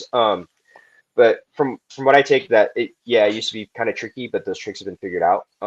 So they're starting to be produced a lot more, and that's why you're seeing them available a lot more. You know, so I think within the next few years, like that price is probably going to go down too. Yeah, and the price has gone down. I'd say in the past 2 or 3 years, it's almost cut in half. Yeah, but you're also coming from COVID prices to today's prices. You know? No, but I feel like despite COVID prices being COVID prices, they were always expensive. Yeah, and now they're expensive, but I feel like more rational. Mm-hmm. Like if you really want to get in them, it wasn't that hard of a pill to swallow. You're not having to mortgage your house. Right. I think there was, multiple people getting pairs for like $1,200 last year. So that's a market that a normal person can enter. Right. Right. That's not something that a crazy gecko dude is going to enter. That only a crazy gecko dude is going to enter. Yeah. Yeah. I think the first time they were offered to me was maybe 8-9 years ago, and it was like 5,200 for a pair. Yeah, something like $2,500 for a female. Yeah. Easy. Yeah, I'm pretty lucky to have some good friends in this hobby, so I did not spend that. I actually Yeah. don't own these animals. I'll be honest with that. My Sure. buddy sent me a couple females, and Brandon sent me his male. Hey man, you're gonna do it. Give it my best try at least. Hell yeah, man. Good stuff, man. Good stuff. How are the rough scales doing? They're doing great. I've had this boy for like 3 or 4 years now. He's hanging out, waiting for these girls to get to be ready. But they've quadrupled in size. They're huge now. And I pulled them out tonight. I sent you guys pictures earlier. I was doing some spot cleaning in waters before this and pulled them out. I was like, holy crap, you guys are just about ready. Nice. Yeah, so I have like a empty 3x2x2 that I think I'm gonna get set up for him. And then once they're ready, throw at least one girl in there, Now, are you still doing the crazy cage decor? Yeah, I haven't done like any cages this year. I mean, they're still like, even without like the backgrounds, they're still pretty elaborate. Oh yeah, But, dude. Yeah, so I'm gonna do like, I want to do like the full rock stuff that I like to do for them. Because my male's just in an 18-18-24 with like all the ledges and everything. But I want to do that in a bigger cage for him.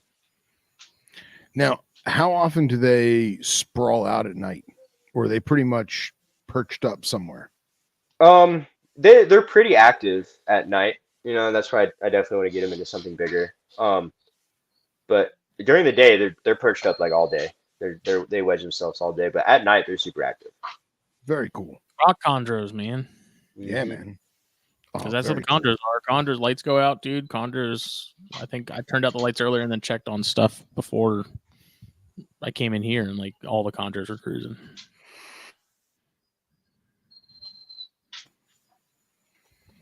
Because that striata female molted, and I've been waiting to see her out to see how big she is now. But she's holding out on me, so I'll go in after I turn out the lights to see if she's out and about. She's not. So okay. Everyone else is except her. Yeah, I really hope I get a Grahn-d of babies this year. That'd be awesome, man. Dude, there's nothing like walking in the room and you go to check one of your live bearers and there's just babies. They've shrunk. Yeah, right. What's the gestation on those? I don't know. Did we lose Grahn? I think we might have. Oh, yeah. He's frozen. Good and frozen. Thaw him out. Uh-oh. At least we got through all the photos. Man, it's just there's the list of stuff that I want to at least try my hand at eventually is long. It's like rough scaled pythons. It's one of those things that like I just want one or two of them. Like I don't want anything crazy. It's not like the tarantula thing where it's like I feel like I gotta have every flavor because there's so much cool stuff out there that I want to try it all. Yeah. With rough scales and like a Gurnia and Stropurus and stuff. It's like I just want a little taste. I don't want the full flight. We need to talk about Stropurus. Yeah. Let's dive in. Yeah, I've got those too. Let's dive in it. So I sold I gave my buddy my adult Williams eye pair, so I still got some babies here that I produced. He just really liked them, so I was like, here you go, breed these. Cool, man. But I've got my Ciliaris still. The Williams I bred easy. The Ciliaris are a little bit more tricky, so I haven't quite figured them out yet, but I did get like 3 clutches. I sent some babies to Justin and sent some other babies to friends.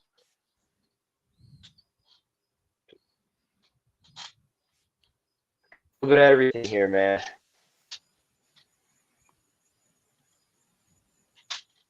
Justin, you didn't get that right. You're gonna. Yeah, you got to say that last part again because you lagged out pretty bad. Uh-oh. You guys hear me? Polo. Oh yeah, he's super lagged. And there he goes. He said, "Fuck you, I'm leaving." Yeah, right. Oh man, dude, he's got some killer stuff, man. I'm starting to just sort of come to the conclusion that I'm just like a nomadic keeper of sorts, where every handful of years, it's just it's a little bit. It's a never-ending thing, man. You like what you like, and then maybe you fall out of like with it, and you move on to the next thing. I love king snakes. I love the Getula complex, but I just didn't have it in me anymore, so I moved them on. It's just it. Didn't fit the desert room, so let other people enjoy them, and I'll appreciate them from afar. And Anna Maria still has a Floridana, so I get to play with hers, and that's it. Yeah. So I'm sure in time you will thin out some corn snakes, and I already have a couple chondros. The chondros aren't going anywhere, but corn snakes I have been sort of trying to do my best to really refocus things on like projects that I definitely want to keep around and work with, and then sort of all the other stuff that I really like and have like would think it'd be really cool to pair with something else I have. That's the kind of stuff that I'm like, okay, is this absolutely necessary to what I'm trying to do? And so I've been slowly making I've done 2 decent sized cutbacks on corns, and I feel like I could do a 3rd round if I wanted to, and I think I do want to. It's just a matter of making it happen. So yeah, it's I'm just having less sounded nice, so I've been slowly thinning some a little bit. Mostly the Castagna stuff. Mike asked what I'm keeping. The Castagna projects, obviously. Ladies Island stuff, and then there's some other odds and ends that I'm pairs in particular that I definitely want to give a shot when they're ready, but I don't know. We'll see. Yeah, man. You know what you got to do. You know what you like, and just play it around with it. And Hunter in the group chat, Anna Maria's Floridana is a pumpkin morph. I don't remember what the combination is, produced by Dan Parker. And her name is Autumn, and her coloration fits the name. So you're back, Grahn. Can you guys hear me now? Yeah, you're crystal clear. Cool. So we missed the last. Get some scorpions and spiders, Grahn. Yeah, Grahn. I'm not allowed to keep spiders, so I know the feeling, man. My wife is deathly afraid of spiders. So neither am I, but it's Smitty's one little rebellion. Yeah, so but just can keep pretty much everything else. So go find yourself some good size, but still has some growing to do. Hedgerus. Get a nice the Arizona hairy scorpions. Blonde. Oh, the Harrys! I used to keep, like, when I was a kid, I had scorpions and spiders that I caught, but it's not worth it. Dude, just the Spadax, it's the black body with the golden Dude, legs. I freaking love Spadax. Dude, Spadax are awesome, man. Yeah, man, for sure. And then I was, what the hell was I looking at recently? Because Smitty and Nisarg and I were bullshitting about something, and I came across a species of scorpion that is monotypic from the, oh God, what is that? What's the forest, the national forest that's south of Tonto? I'm sorry, it's Mountain Coronado? Range. No, Mountain Range Oh, south of Mountain Tonto. Range. By like The Lost Dutchman. Superstitions? Superstitions. So Yes, there's some what? of those on Morph Market. Okay, so there's. Dude. I'm pretty sure I have pictures from when I was in the Superstitions. Oh, dude, what about the ones we saw in the Huachucas? The Huachucas and the Chiricaos and the Santeritas, they all have like different species of just these weird tiny little black scorpions. Right, no, but I'm saying, but specifically this monotypic species from Superstition, I'm pretty sure I have photographs of it. That's in both cool. both flash and blacklight. I have to go through my photos because it was like I don't know, a long time ago. That was my first trip, my first real herping trip to Arizona. And I'm like, man, if I have those photos, that's special, and I should probably get some because I saw them in Morph Market. That's funny. Yeah, you should look into the stuff in like southern Arizona too. I'm pretty sure it's like each mountain range is like a different species. Oh, really? That's Yeah, wild. and it's just these weird little tiny black scorpions that they don't get very big. Yeah. Yeah, we've seen some Diplocentris species in West Texas. We saw a white eye and man, now I can't remember the other species. But those are super cool, man. It's like a little tiny American emperor. Yeah. Yeah. Super cute. Mike, you're thinking of the Spring Islands, and those aren't going anywhere either. Sorry, buddy. Oh, I also have like freaking 12 corn snakes here that are for sale, or Oh, really? interested. Yeah, I just got my buddy wanted a hognose that I had, and so he's like, "Here you go, here's corn snakes at a show." So Nice. Yeah, I feel like every good herper should have at least one corn snake. well, there's some like Carolina locality, like there's a trio of those in there, so like, these ones might stay, for a little bit Okay. longer than the other ones. Cool. Man, but yeah, you're stacked, bro. You got a little bit of everything. It's awesome. A little bit of everything. A little bit of everything. So Yeah, you go what ahead. were you say? No, go ahead. So it's a lot, it's a lot sometimes, and I have been trying my best to downsize recently just so I can go herping more, Yeah. It's hard to leave the collection for more than a week, Yeah. more than like 4 days, really. Yeah. So, but it sucks. So all the shit that I really like is lizards. Like those are the ones that eat the most. Yeah. It's like, all right, I'm okay with getting rid of this, but it's just another snake. And it's like, no, I'm trying to downsize on lizards, but it's so hard.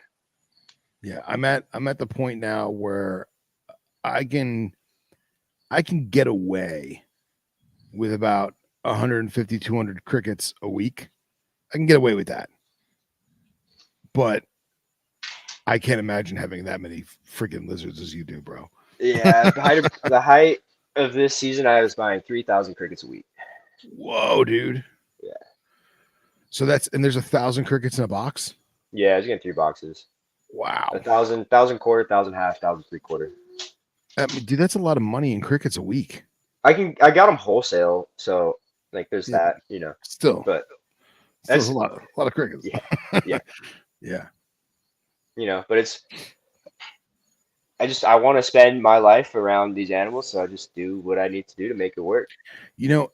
I what you just said hits home so well that like that's how do I phrase this? Man, you just like hit a nerve in a good way. We're so often asked like why we do it or how we do it, but like that right there, like I love these animals so much, I want to surround myself with them. Like that's and it's not even that I need to have like these animals in my house. Like I just want to go find them, or if I can't find them, I'm gonna have them here. Yeah, absolutely. And we've talked about this a million times on this show and other shows, but seeing the animals you keep in their natural habitat just triples the appreciation. Yeah, I can't wait to get to Australia. Dude. I was so sad I missed this trip that the NPR guys just went on. Rob and Justin kept sending pictures, dude. Oh my god, dude, the Shai, bro. Yeah, the Shai, like come on. I don't even care about the pythons. I just want to go find geckos.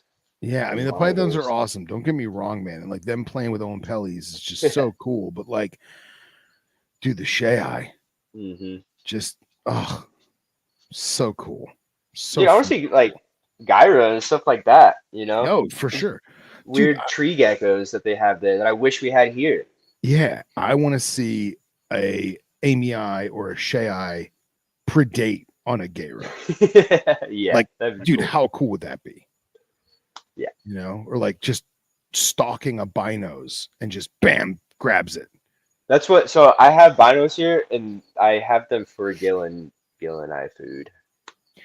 Okay, so after you have some surplus, you're going to sell some to your buddy Phil because your buddy Phil was going to start a little colony of them to feed to Amy, but I couldn't find them. And then my Amy all passed away, and then they became a $250 gecko. Yeah, just send me a label, dude.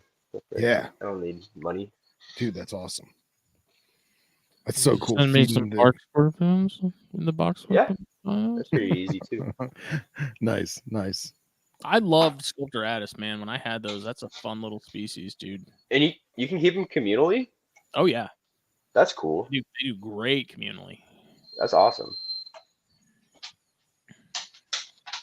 Yeah, and it's so amazing that the habitat is so vastly different between Arizona and southeastern United States, but you kind of can keep them the same way. Yeah, I just kept. Sculpturatus drier. My gracilis got misted. Yeah, if that. Yeah, just some jungle mix on the bottom and a piece of cork flat. Yep. Yeah. So they need enrichment, though. Oh, yeah. I'm sure they do. They don't have brains, Grahn. Yeah. Oh my God. Yeah, their enrichment is I gave them a prey item that wasn't a cricket. They ate their babies. That was their enrichment. Oh man, Justin, I sent you a gracilis, right? Yes. Okay. Was that murderous male? Yes, and that same. All right, we found like I don't know 10 gracilis that night, and I kept like 4 in a big giant Utz pretzel jug. Mm-hmm. In like 2 weeks, they all killed each other. Everyone was dead. That's weird. Yeah, because I kept a group of like 4 or 5 together and never had any issues. I don't know what it was, man. But I remember you did send me that male in exile because he had killed all his friends. Yeah, so. Actually, I'm pretty sure that's the one. Yeah. Yeah, because that's what you sent it to me because you're like, I have this gracilis, but he killed all the cage mates, and so you can have him. Yeah, that's it. That's exactly it. And then you sent me the bicolor too, and I was like, hell yeah. Yeah, man. Yep. Got to get more. Bicolor? Yeah. Oh, and now I see, because I've been out of the bug game for so long, and I'm talking to you and Niserg every day about fucking bugs. They have these acrylic, they have like the little acrylic coffins and shit for spiders at the Repticon shows and stuff. There's all these little acrylic containers to keep your bugs in. They sell a stackable, it's not a drawer, but it's basically a bank of acrylic enclosures, if you will. Mm-hmm. That's maybe like 20 inches long by 5 or 6 inches deep, like tall, and then like 4 or 5 inches deep. And there's 5 or 6 slots with dividers, and then the top slides out, and they're stackable and they're ventilated and they're for bugs. Huh. So you could have, say, let's say you're keeping scorpions, you could have 6 or 7 scorpions in a row stacked however many high. Now, granted, you have to take each one off the stack to access it, but it's all ventilated, and you could have a rack of bugs if you wanted to. And you could definitely keep tarantulas in it because each individual container has its own sliding lid. Mm-hmm. You know what I mean? With no gap for them to be able to get to the big store. There's no way that they could go with their neighbor, and then at the same time, it's not like a reptile show display where you have to open all of the lids at once because it's all one giant lid. It's not like that. Each individual one has a sliding lid, and then some of the ones I saw had like the little peg hole so you could quote unquote lock it. You know what I mean? Yeah. Put a twisty tie through it or something if you really wanted to. But I thought about that, man. I was like, it's not the most. I get all the androgynous in one unit. Pretty much. I mean, they've like quadrupled the species list in the past 10 years, and I learned that recently. They all look the friggin' same. And now there's like, for example, bicolor. There was always, I think, 3 or 4 phenotypes of bicolor. Now there's like 6 different phenotypes of crassicauda. And now that they found like black, and then this darker black. Yeah. This one is a charcoal black, and this one is a t-shirt black. It's like they're androgynous. They're either yellow or black, but they're somehow a million different species. Yeah. And I was also shocked, not to take away from our guest Grahn and his lack of bugs, but I was shocked at the amount of Parabuthus on Morph Market. That was pretty good. Yeah, a lot of Velocis and Velocis morphs. I thought that was cool. That Arachnid Rarities guy has those Indian Reds, dude. Oh yeah, I saw that. Killer, man. Legitimately killer. My Indian fetish. You do have an Indian fetish. You have a for Western, like the animal, Western Ghats for like fetish. I like Nisurg and all, but it ain't like that. Everyone knows. Oh man. Well, going back to our guest, feel free to unmute. If you have seen any southern wildcats in your travels, jaguarundis. I don't think jaguarundis are in Arizona. I'm not sure about that one. I don't think they've at least been spotted here for a very long time. No, I heard a mountain lion once hiking. It's kind of a funny story. So I stopped my friend in his tracks. I was like, dude, that's a fucking mountain lion. And both of them, him and I both really want to see one, like want to hike one up. And so I was like, I started playing mating calls. Probably not the best idea. On your phone. Yeah. Oh my god. Seemed like a really bad idea. Yeah, we had a friend that like wasn't like a herper really with us, and he's like, "Is this a good idea?" Like, probably not, but it's okay. Like, we'll be fine. But no, we just heard it by 1 minute attack. Yeah, we just heard it like to continue chirping just up the canyon, going away from us. But no, I haven't seen any big cats. I've seen bears, bears a few times, but they don't really bother us too much. I still have a hard time wrapping my head around the fact that we don't have black bears here. But if you go slightly up the coast into like Charleston and stuff, like they've got them up there. But then we also saw them in West Texas. Because it's like you would think that where I am on the coast, like it's prime real estate. I don't know. I feel like it's too swampy where you are. It's no less swampy than Charleston and Myrtle Beach. Yeah, I guess it's no less swampy than Big Cypress. Yeah, I don't know. It's odd that we don't have them here. That is weird. Yeah. They're everywhere else. Yeah, it's true. I don't see too many here, but I've seen a few. I didn't even know they were in Texas until Yeah, I mean, there used to be grizzlies, Mexican grizzlies in Texas and Arizona, which that'd be pretty cool. That'd be pretty scary, but pretty, very. Yeah. That is the nice thing about not herping in cold weather. Yeah. Right. Oh man. Now, before we start wrapping this up, there's a question I've been waiting to ask you all evening. How's the chubs? Dude, I don't have any, but I wish I could keep chubs. I'm not allowed to keep chubs here. Oh, it's legally you can't do it? No, they're endangered. Oh, really? I thought you could. Okay. Mm-mm. What? Fish. Enlighten us, Grahn. Dude, it was just, I don't know, it was a funny joke from herping. I love like the native little fish that we have here in our streams because water is not common, Mm-hmm. So, but we have just like little tiny Gila chubs or Sonoran chubs in the streams, and just a chub lover, I guess. You are.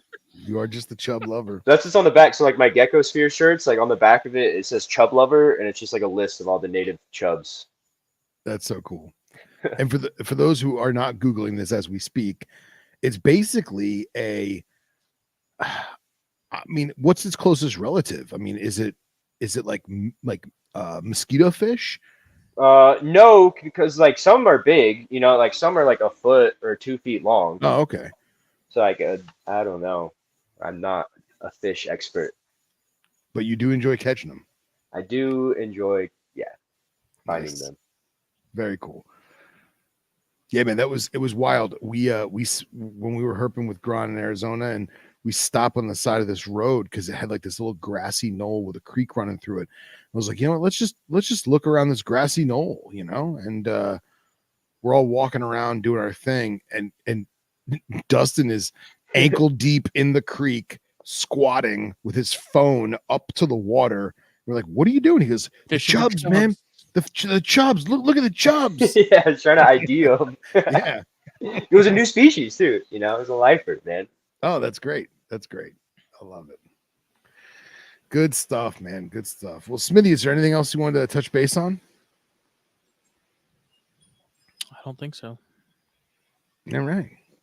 Well, Dustin, thank you very much for coming on with us. We love you dearly, and we're glad that we could do this. It was long since.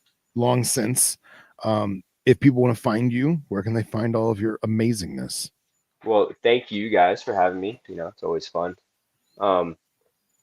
Instagram is the best place. Gecko.sphere, like the world, SPHERE.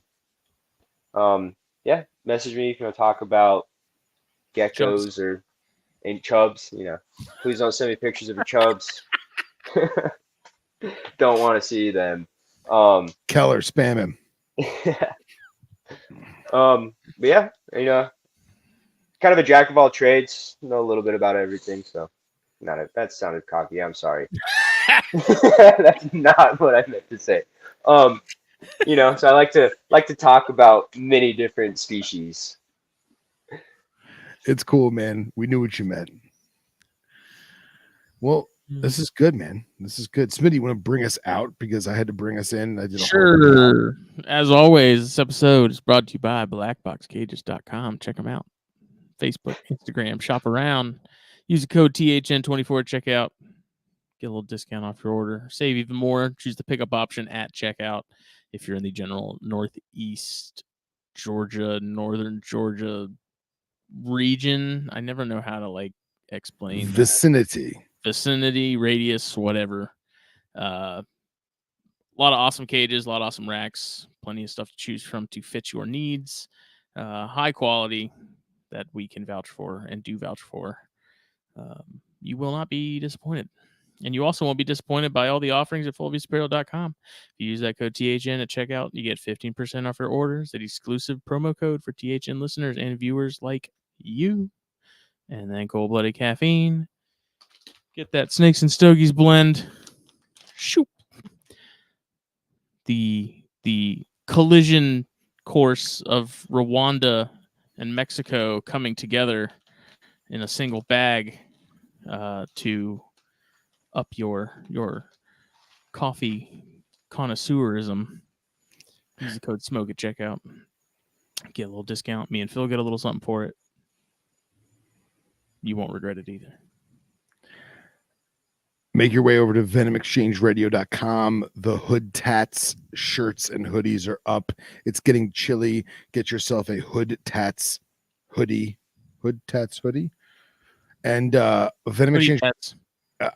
I'm trying slowly to upload all of the Venom Exchange Radio episodes to YouTube podcasts.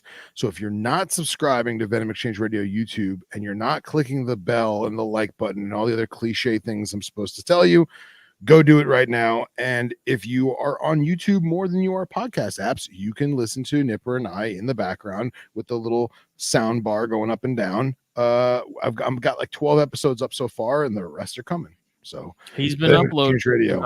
I get a notification every time one gets out. I love it, Smitty. You click the bell. Of course I did. Yeah, thank you. But yeah, venomexchangeradio.com. Buy a hoodie. Enjoy. That's right. We'll be back for THP on Thursday. And then apparently I am being overridden on my hosting spot for Cornstars, and Joe Rosa and Chris are apparently going to take it and run with it, which was news to me up until like 2 days ago. Are you upset by this? I don't, not really. I mean, not like, okay. Chris was like, we just want to help. So it was like an intervention or something. I was like, Jesus, like, we just want you to stop drinking. So I mean, whatever. I know people have been asking when the next Cornstars is happening. Chris has also been doing the King Snake show with Harry periodically. So sounds like Rose is getting all the gear and stuff together to make Cornstars happen. That's a great show, by the way. Thank you. Which one? Both of them. They're Both of them. King Snake especially. Yeah.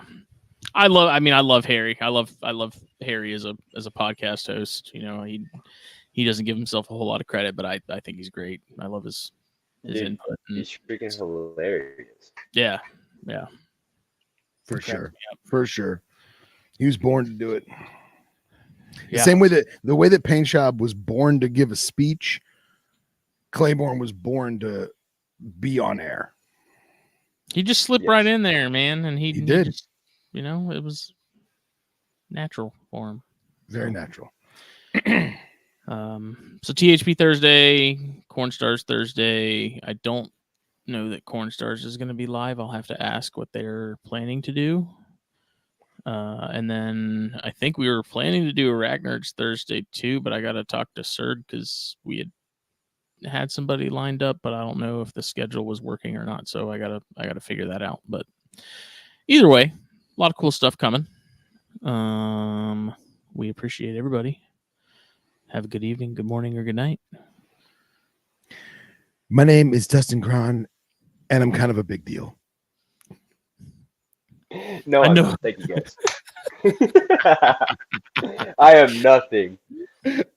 Oh God. Bye. You're something because you were the THN person of the year. You're definitely something. You got the plaque. I do. It's up. It's right over there, actually. Nice. Lord of the Chubs. Dustin Grahn, kind of a big deal.